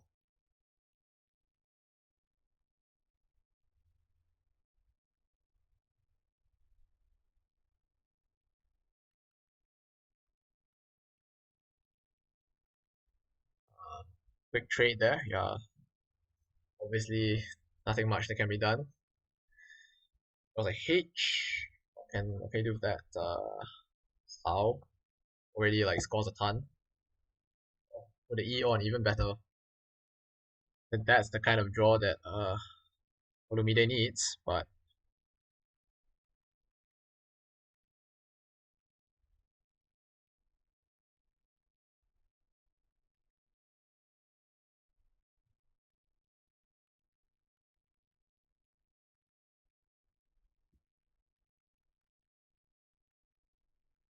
yeah, he can slot a bingo here, making Dampy. Still gonna be behind. And this clotting and how combination is really just locking down the bottom left.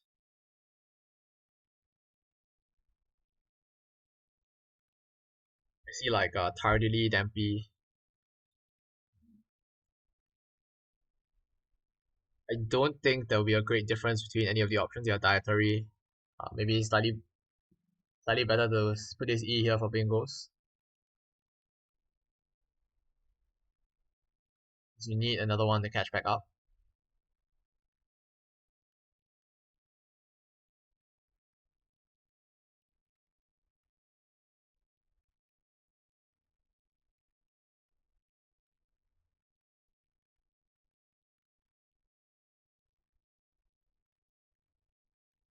Hmm, balanced rack with some nice tiles, but I don't see anything. So I mean, you can do like fade. It's not great. Leave is poor. Uh, it blocks some floaters, but it sets up a good lane here. Dewey, Dewey maybe pretty nice. I was trying to find a way to play the F there, but not possible. No F1W Wi-Fi. Just Dewey then.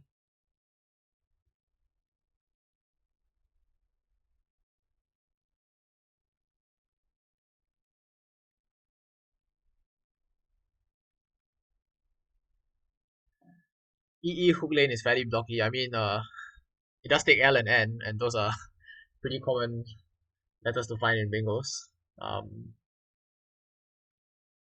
And it doesn't necessarily have to be a bingo there. Like you can just play something here that opens up here, or The leaf is also pretty bad. I do like Dewey. It's much more elegant on all fronts. Uh, Not a great draw. I don't think it was a great draw there for Olumide, so it's a dump with audio and some scoring tiles.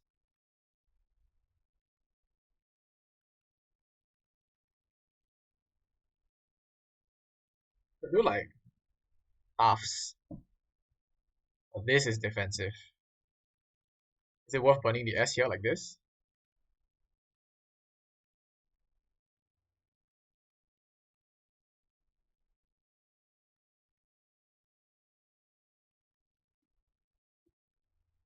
You need to go EST to even make a play here.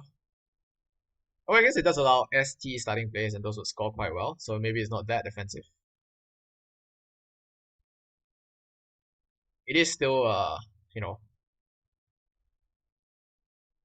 very specific to require ST starting bingos. I think I would say that most bingos with ST in them don't have ST at the start. Yeah, he does go for cuffs. And this also scores a ton, so it putting pressure on Olumide from multiple directions, blocking, scoring. Uh Sarefna with a C or T. That'd be quite awesome, but not available unfortunately.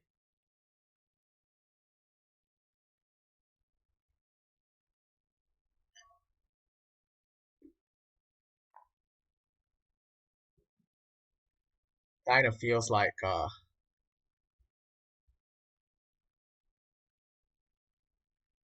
this game might well, I was gonna say it might be over, but I guess that might be a little bit premature.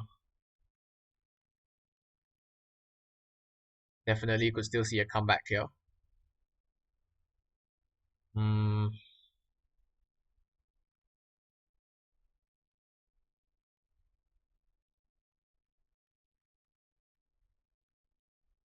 not quite Evangels.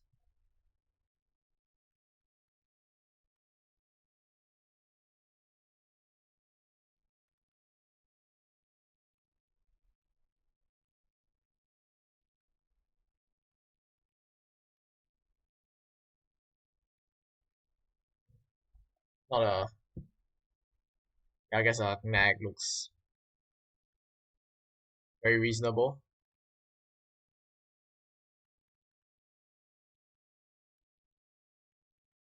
Uh Overland. Wow, sick draw. This D staying open. That's exactly what needed here. Overland and Rondavel. Overland playing. And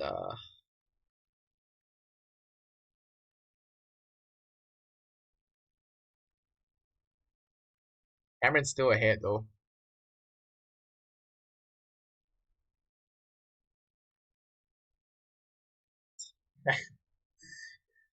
But he almost has Overland himself. It'd be quite funny if he replied to Overland with Overland. Oh, Overlard. Yes, that's a word. Um,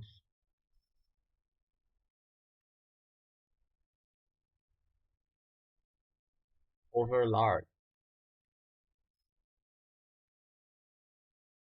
That does not look familiar to me, which is not unusual given the should I say powerless state of my word knowledge. Doesn't look like he's seen it yet though. If you see that like just gonna be playing that quite quickly. Kind of funny that two very similar words are played.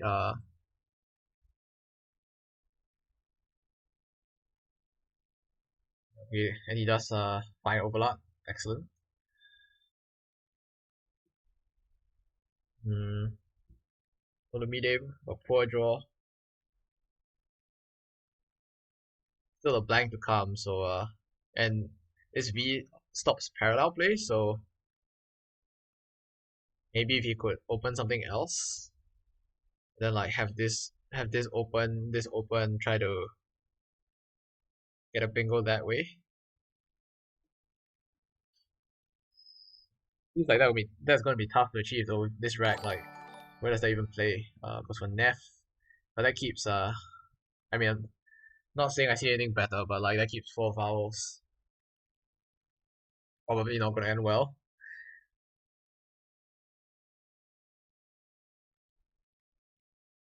especially given that Cameron's rack is full of consonants.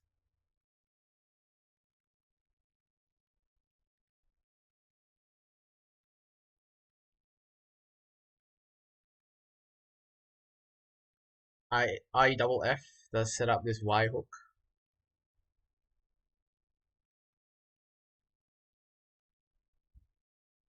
Thank you to Ogbor for the follow.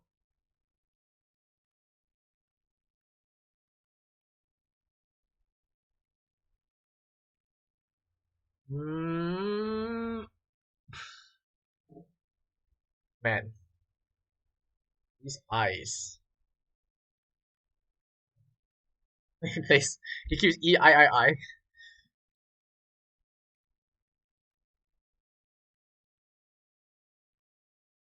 mean, I understand what he's trying to do. He's actually far enough behind that he needs to keep the scoring pressure on. But like E I, that doesn't seem like like mm, when you keep E I, you are in a sense stopping yourself from getting lucky because like can you even draw like how many bingos are you gonna be drawing E I, even if you draw the blank?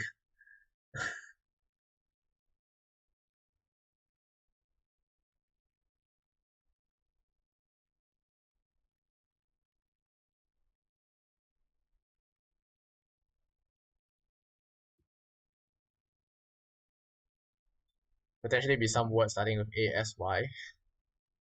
Don't think that Cameron actually has anything though.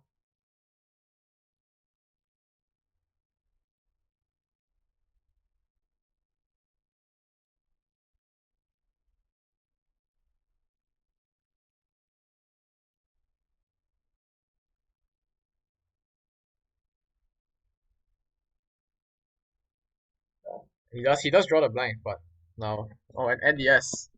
So may have a chance if he can just get rid of some of those excess vowels.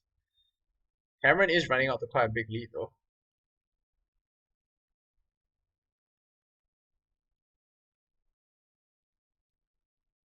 Okay, I guess he plays off some vowels just like Equiseta, Janet. I don't think that fits anywhere.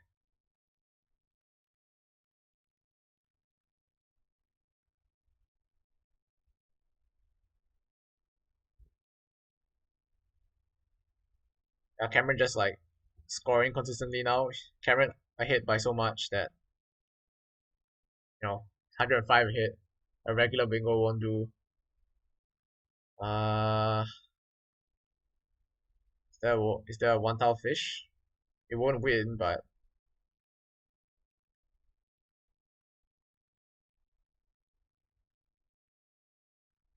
he also has to be wary that he might give like he could play like AI and Cameron could bingo with Newston.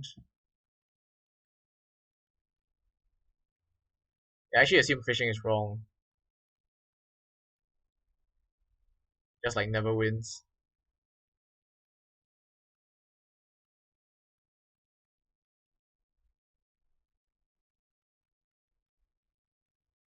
Let's go for AI.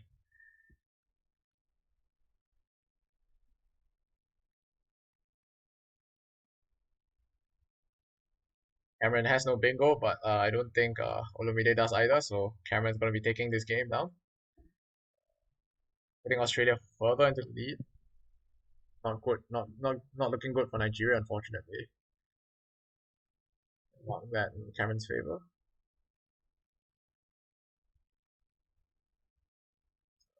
Over some of the other games.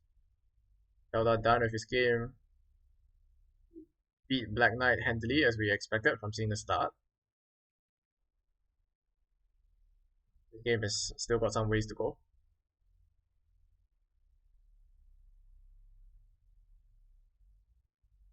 Uh, looks like Enoch is losing this one. So another win for Australia.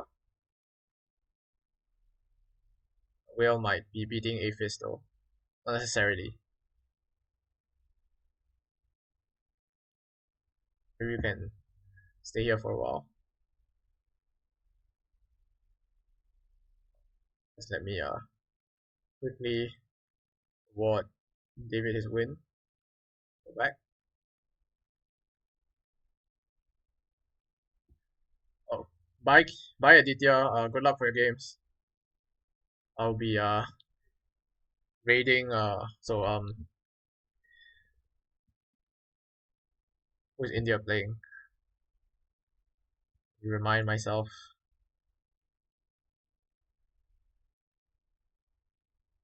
India versus Thailand is about to take place over at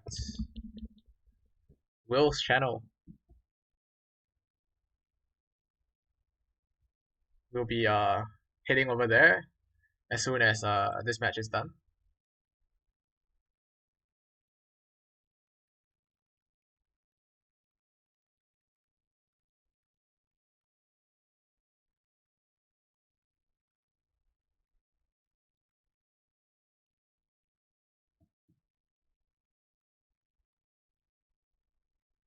If his plays OI,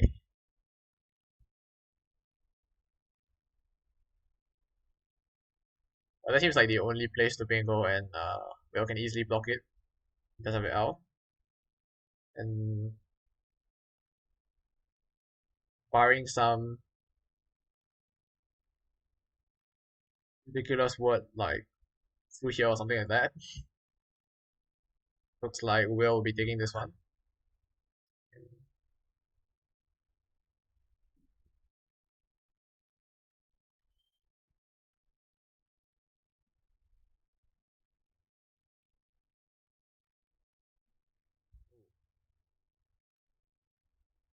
Well, he takes a big lead over Naveen.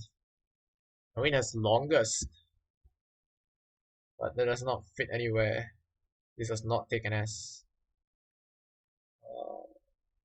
Almost as elongate through AE. Quite.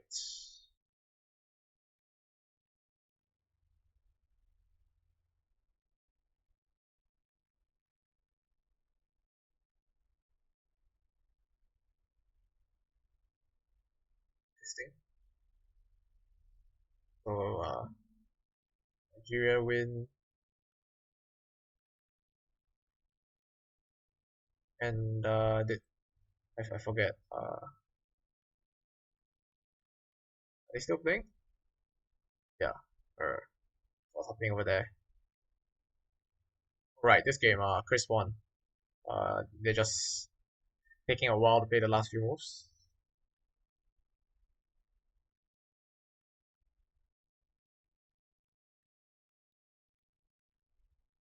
So even if Wellington beats Naveen, well, if Wellington has to beat Naveen for Nigeria to stay alive. Uh, Australia right now on the cusp of victory at 12 points.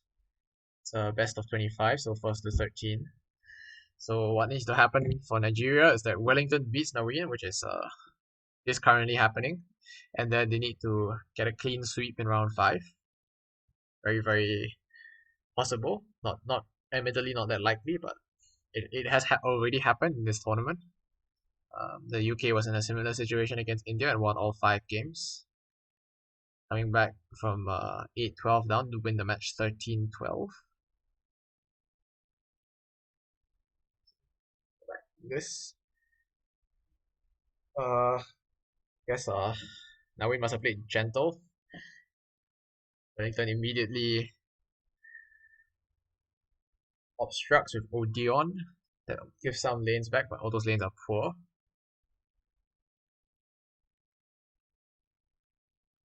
Navin's rack is pretty junky anyway. Honestly, wouldn't mind getting into a round 5 match if one has started, but none of them have started. So there's Boa essentially surrendering. I think like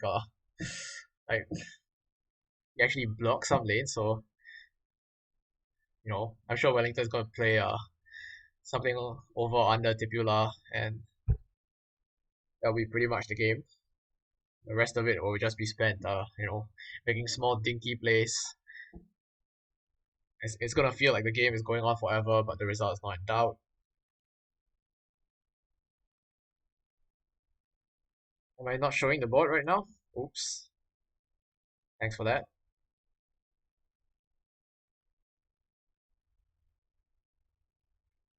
As predicted, Yen is played. Uh, no Z for potential ZEL, so we're quite safe. Big score with Wat Mao, but does it even matter?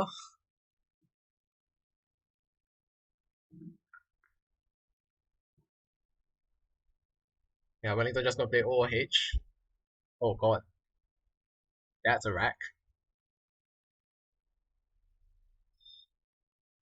That is certainly a rack of Scrabble tiles. Oh man.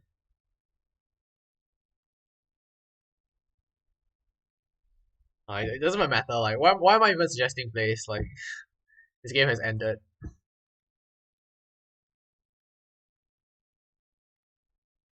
We'll look at what Andrew Fisher is doing. Just just award Wellington the win there. So Nigeria's still alive. Need a clean sweep though.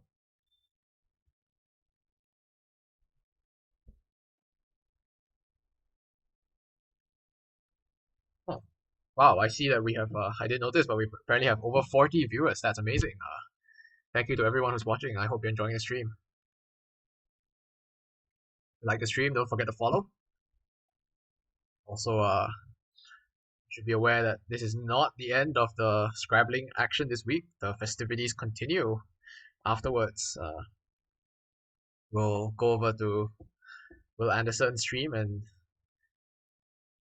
follow along there. I could switch to Della versus Wellington, but it hasn't started yet, so I'm just picking something. Yeah, I am definitely interested in watching that. Two of the best players in the world. I really have 42 viewers.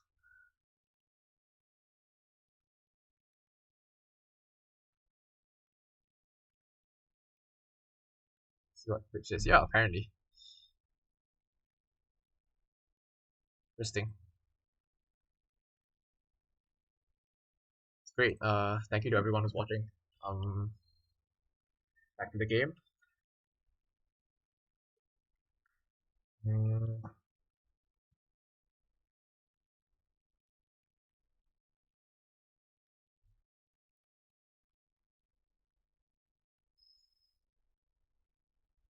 uh, if somebody just tells me when Eldar Wellington starts, we can switch over to that. I am trying to keep track, but I have to switch windows to look at buddy screen, so it's not that convenient. It's Goldie or something. Reasonable play.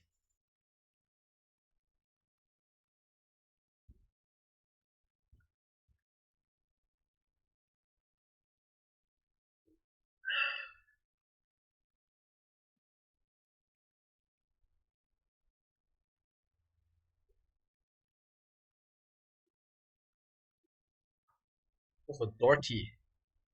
I think I preferred Goldie, but oh, Enoch strikes immediately if untimely. Very, very quick. Well, that's what Nigeria needs if they're gonna come back. If this does draw well, keep of GL has definitely matured in a good way. You will still be behind after playing whichever bingo he selects. What is best? Something to the Y. Mm, hmm.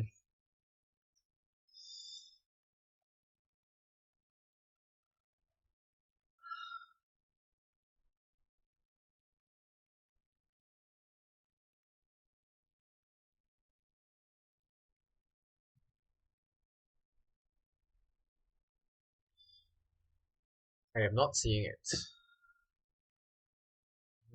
That actually means his options are probably quite poor.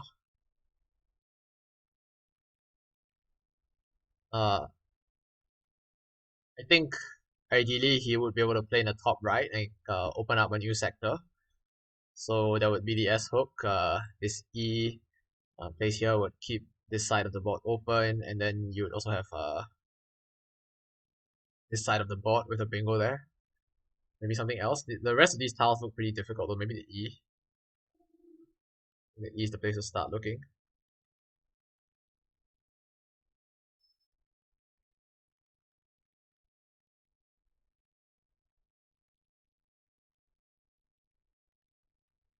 Some like maybe some word that looks like this.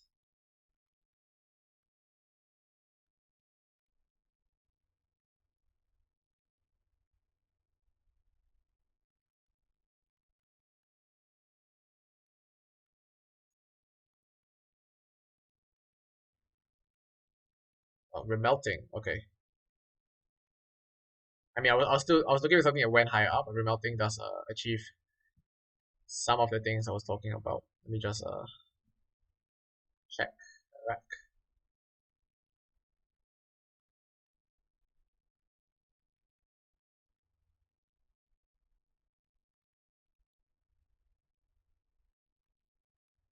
Blank T.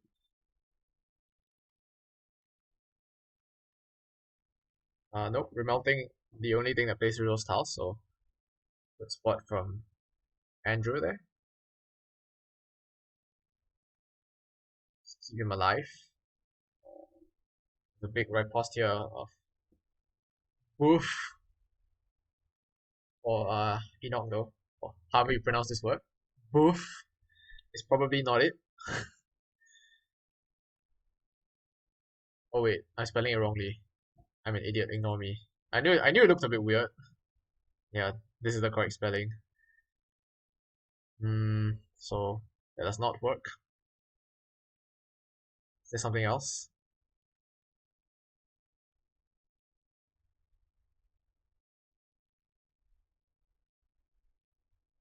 It's B, yeah. I recently just played this word. Like, oh, what he can do is this. Scores a lot less, but it sets up the Z. So you draw E, you have Zel, I mean, um, and something with E and something could be something EZ. This is this could stay open, I think.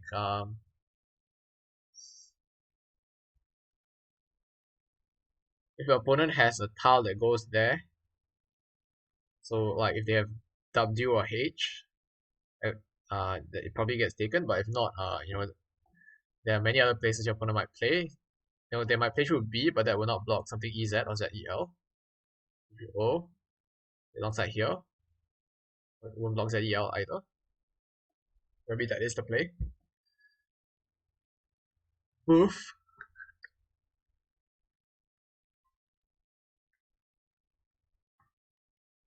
If that feels too cute, you can just do it here. More immediate points. Oh wait, I guess the thing is, if you play if you do this, your opponent should notice that this is a setup play because why wouldn't you play for 5 more points here? So not necessarily the Z, but you definitely have a tile that goes here like W or H at least. Uh, like maybe you do this keeping EW, Z a lot of the time as well. So maybe it's not worth it because it's too obvious. If your opponent notices that, they'll definitely try to block it if they can. And just goes for fairs directly. I think I prefer both in the just a normal spot to that. Fairs keeps a pretty poor leaf.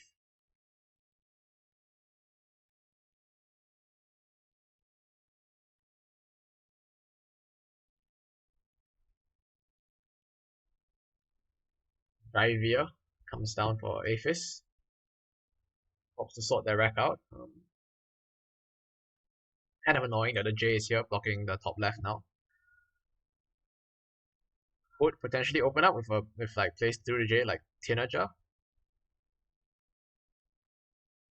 But if Enoch wants to kind of like restrict it further, he has a lot of options. Like if you play JO, it becomes a lot harder to make the board open up again.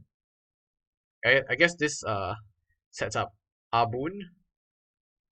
So maybe this is not the exact word you want to play, or maybe it is because you have the A. Hmm. I would be more defensively inclined at this margin. Maybe something slightly different if it was available. But it's not too big a deal, like setting up that A like that. I would think I would have gone with the both setup. He has a decent lead, maybe, but your opponent doesn't necessarily have to sacrifice that many points to obstruct it because if they notice that it is a setup, like even a D would you'll get reasonable scores, like something ED. I guess that will open here. Maybe. I I'm not too sure about that. Hmm, draws a Q. I'll play Quare on the rack. Quare does go here. 50.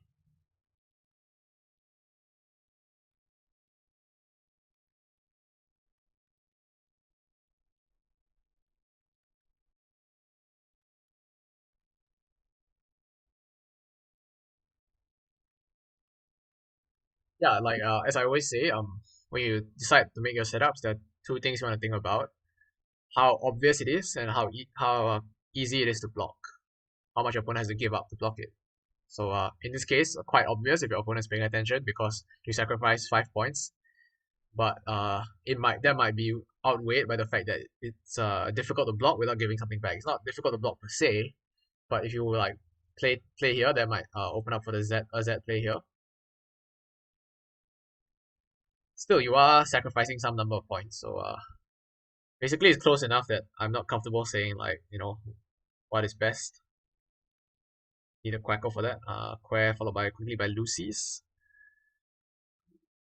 So if it's getting closer, Chitter here, no spot though.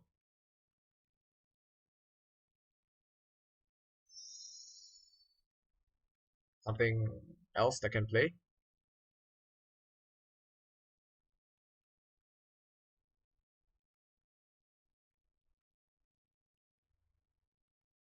Chittery or what? That is a sequence of tiles that fits on the board. I'll give you that.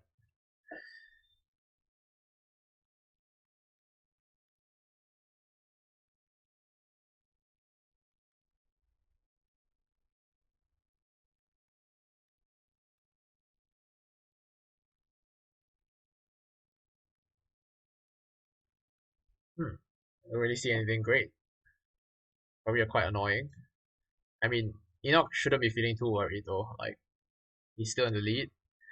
Has reasonable scoring tiles. Maybe you should be thinking about trying to defend this Q. There's only one U left, but there's also Trank, Kate, Cuddy kind of possibilities. Probably not that big a deal though, given what remains. So we just focus on scoring.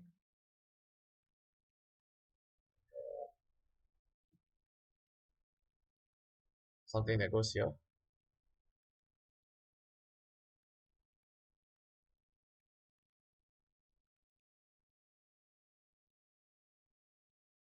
Don't see it.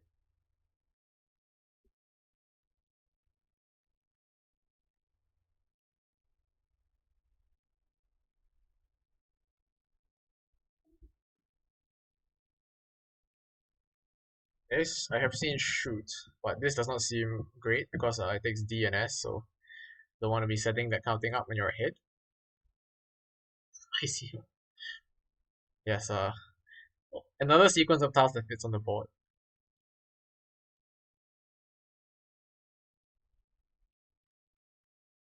I'm not surprised to see Enoch pondering this turn. Haven't seen anything like great for him to play. He's been playing quite. I think some moves have come down quite quickly.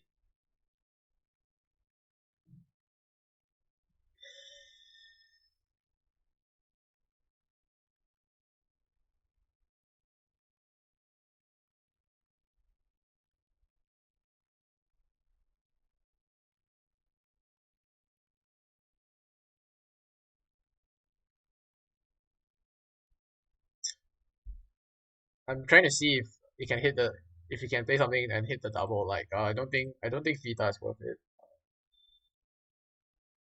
It's a lot of like close close misses. Maybe, oh, he just goes for shoot.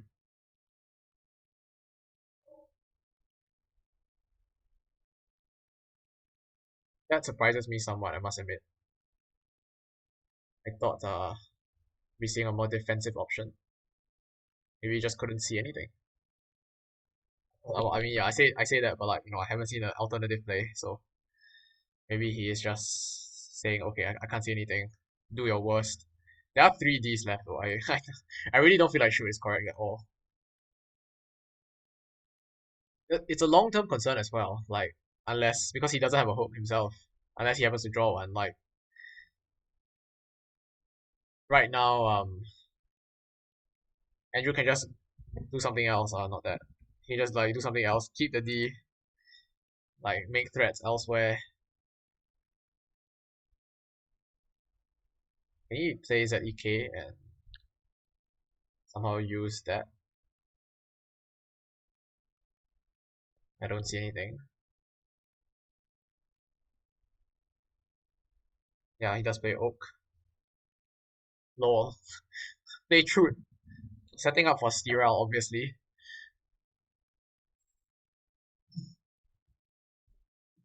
You just got it all. So, uh, oh crap, the Delta game has started. I guess we can shift over now. Uh, I doubt. I doubt Andrew has a realistic chance of coming back in this game. We'll come back to visit it in a while.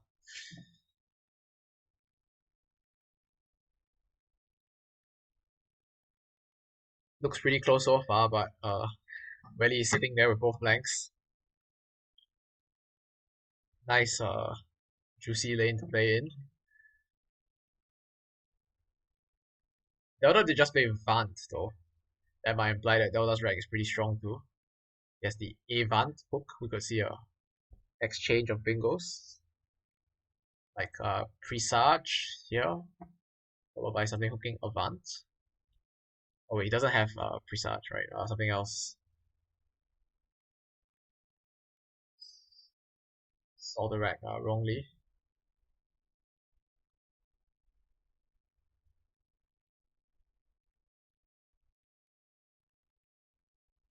Perhaps Haruga.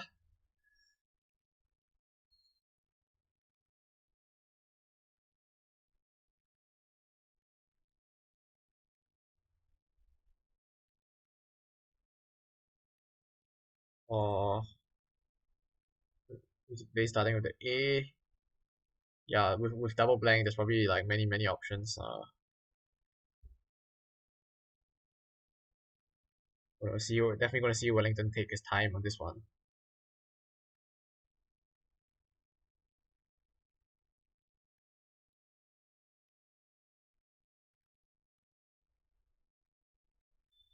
Remember, each of these games are must wins for Nigeria because they need to win everything in this round. He doesn't go for Paraga, solid, and Delta does have a pretty good rack, but no A.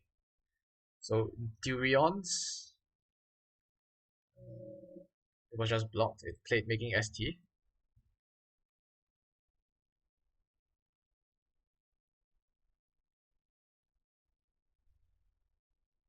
Similarly for Diurons, don't think either of those play now. Trill does not take S. So I guess Delta's gonna be pretty displeased to see his opponent play a 80-point bingo with both flanks blocking his only bingo. He does still have join to score well.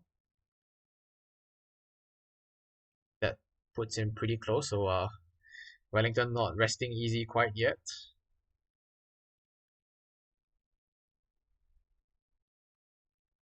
And a tough draw to navigate there. Maybe Sophie. That doesn't score as much as I thought it would. Maybe not.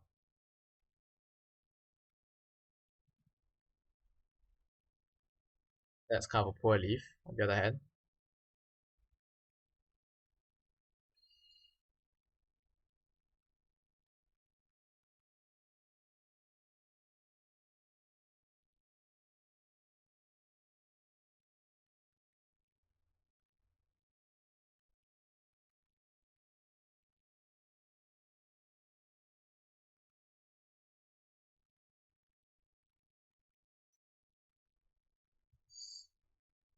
Atopi. That keeps three vowels. The bag is actually vowel heavy, so maybe he just wants to block the bingo lane. That I mean that bingo lane is quite I mean it is in a triple, but it's very marginal in the sense that it's quite difficult to play there. You need to either start with A or contain SA, so you hook Eldins. And I would have thought Taik was actually a more defensive play because it takes out this Avant lane.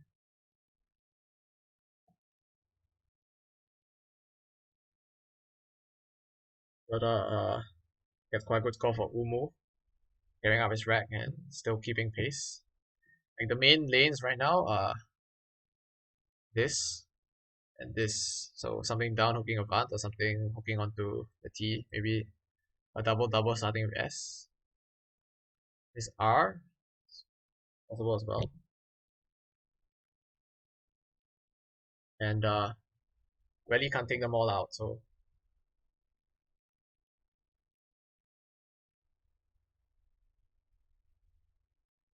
QI here is actually the Q a boon for Delta, which it isn't usually. And I did notice he kept the S. Really also has an S though, so really can play East. He might not. He does go for it. Thought he might not want to do that. If he didn't, Delta would have another high scoring player might have been able to overtake Wellington without a bingo.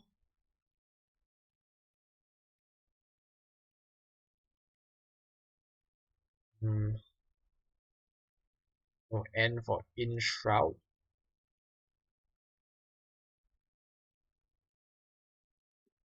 30 points behind. I mean, that doesn't seem like a lot, but given the state of the board, I assume that he needs to try for a bingo. Still some A's to draw for hooking Avant. Maybe he can use the O to do something with OBA and open something up.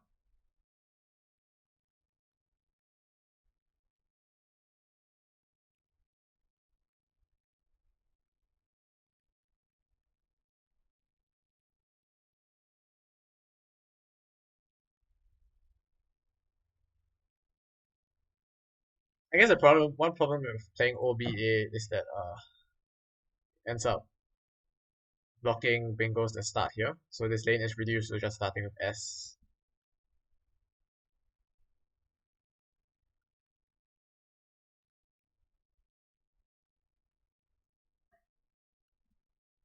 Not a word, unfortunately.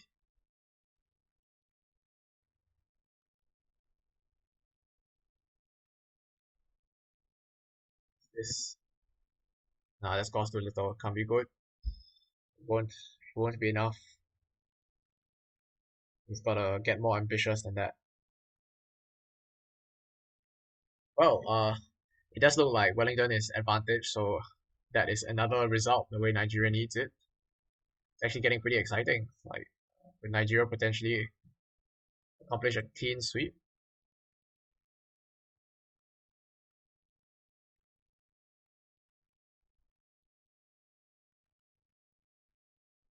Never mind.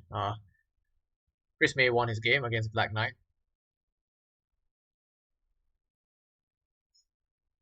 Ulaya. So that is it for Nigeria's chances.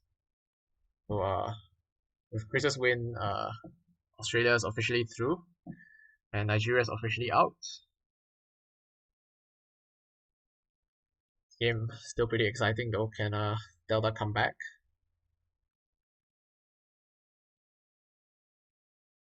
What did Delta do? He just played UH. Well, he blocks again. I guess he does float a G.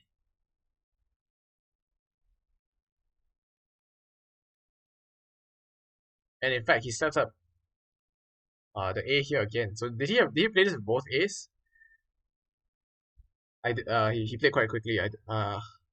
If I was if I was David Alda and I saw this, I would definitely assume he has both A's.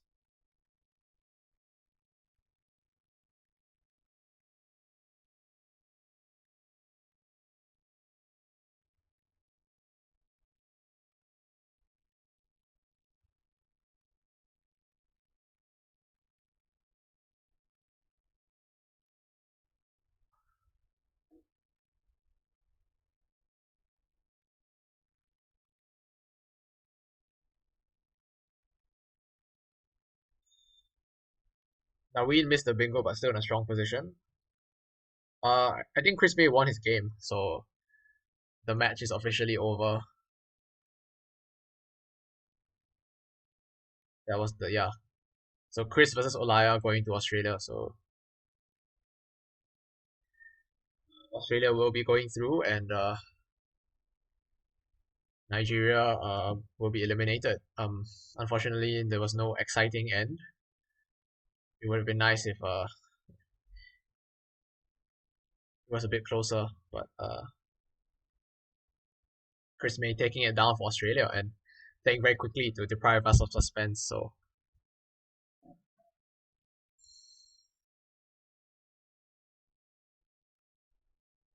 can someone confirm if Wellington has both A's on his rack? Like, I mean, I will assume it because even from Delta's perspective, I would definitely assume that like repeatedly not blocking Avant and now setting up Egon, he definitely has both A's.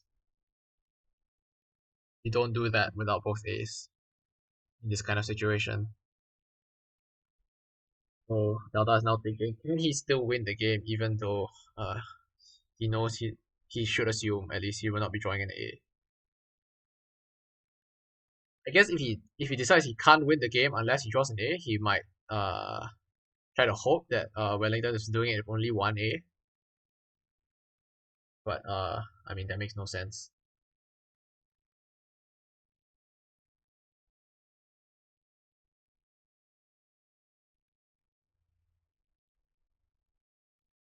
Yeah, he plays drive, so giving up on the bingoing plan, trying to outscore, and as expected, Wellington is holding both A's. Nice thing about drive on the score is that actually it removes most of the usefulness of both of the A hooks. So Mark 13C. Uh, I mean, Welly's still in a pretty comfortable position. I think the idea was play drive, try to draw multiple outs with the S. So like one out might with the S, hooking fence, and then another, I don't know, like here or something OS. But he didn't get it, so Welly just needs to go out in two.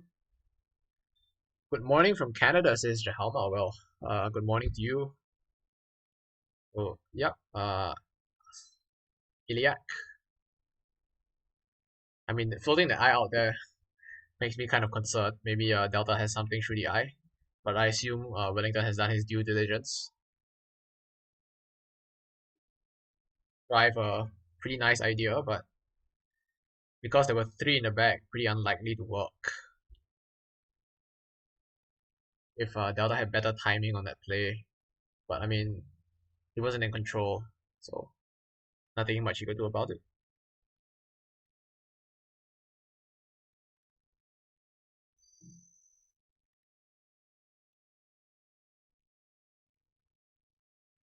Yeah, in fact, Wellington has saved AW here, so he is trying to make use of the advance. So Iliac looks actually like a very nice endgame. Um, this is very unlikely to be blocked.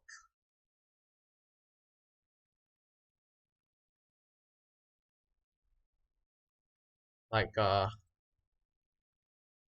obviously can if he wants to, but Wellington has other players and it'll probably cost Delta more than he gets out of it. So Delta just doing his due diligence here, making sure he's not missing something through this eye. Uh, and eventually he'll give up and play like frogs or whatever, conceding the game. So I think we're done with this game. I think this was a very well played by Wellington. It's an excellent end game sequence.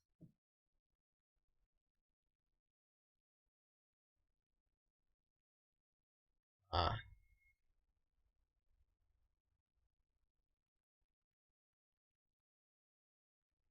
so Cameron and Ifis losing. Update. We almost have the final score. Uruguay ties. What?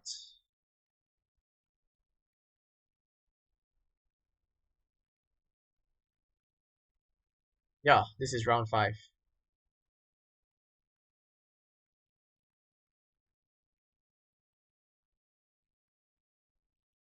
And he does even play frogs as I suggested. I wasn't sure if that was optimal, but it must be. Mm,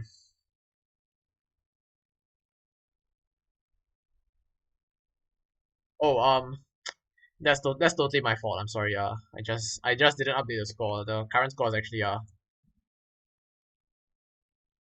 12-8. But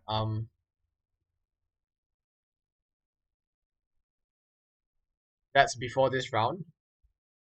So going into this round, Nigeria had to win everything, but yeah, they're gonna come up just short. Because Chris May won his game, and Naween is winning as well. It looks like Naween has this. So let me just mark win for Wellington. Chris, loss for Andrew. Naween wins. Cameron loses. So valiant effort by Nigeria, but not quite getting over the finish line. Australia takes this 14-11.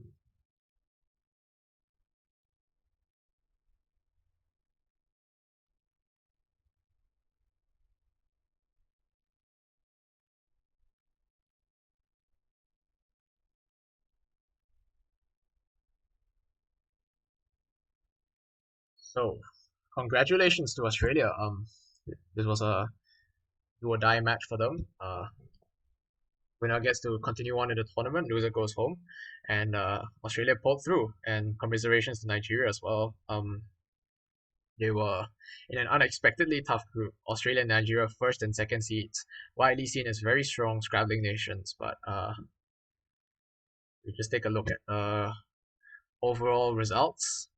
Pakistan, the third seed in the group, ended up going 3-0, so beating Australia and Nigeria, qualifying in first place, and leaving the top two seeds to fight over the one remaining qualification spot, which Australia has clinched. So maybe we can just watch the games conclude.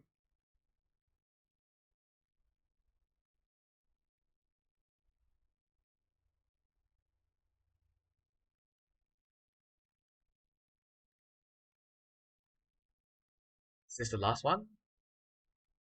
Uh, yep, everything has ended. Is this a cue stick?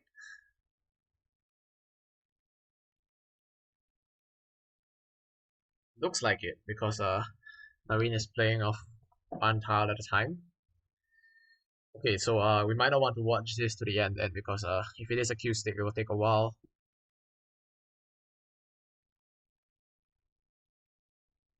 Yep, looks like a cue stick to me. So maybe we can just review the bracket on the whole.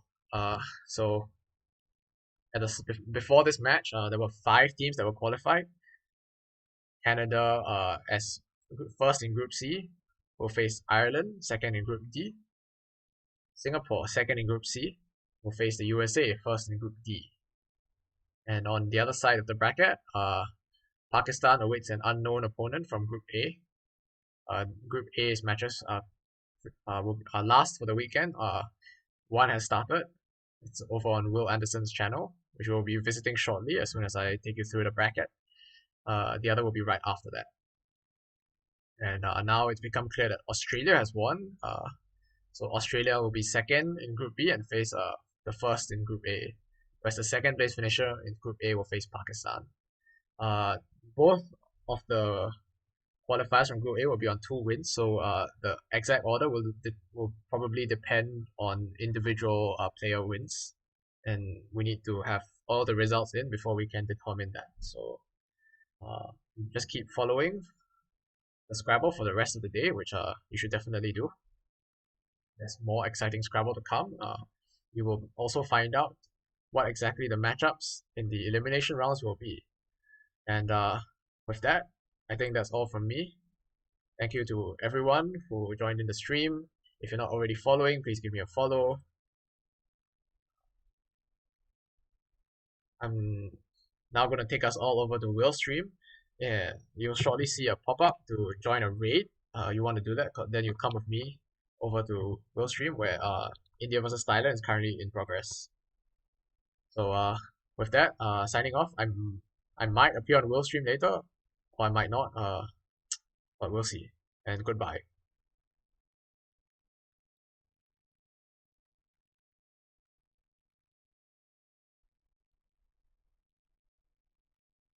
All right. I'll give it a couple more seconds. Just click the pop-up that says you're ready to raid. Uh, and let's go.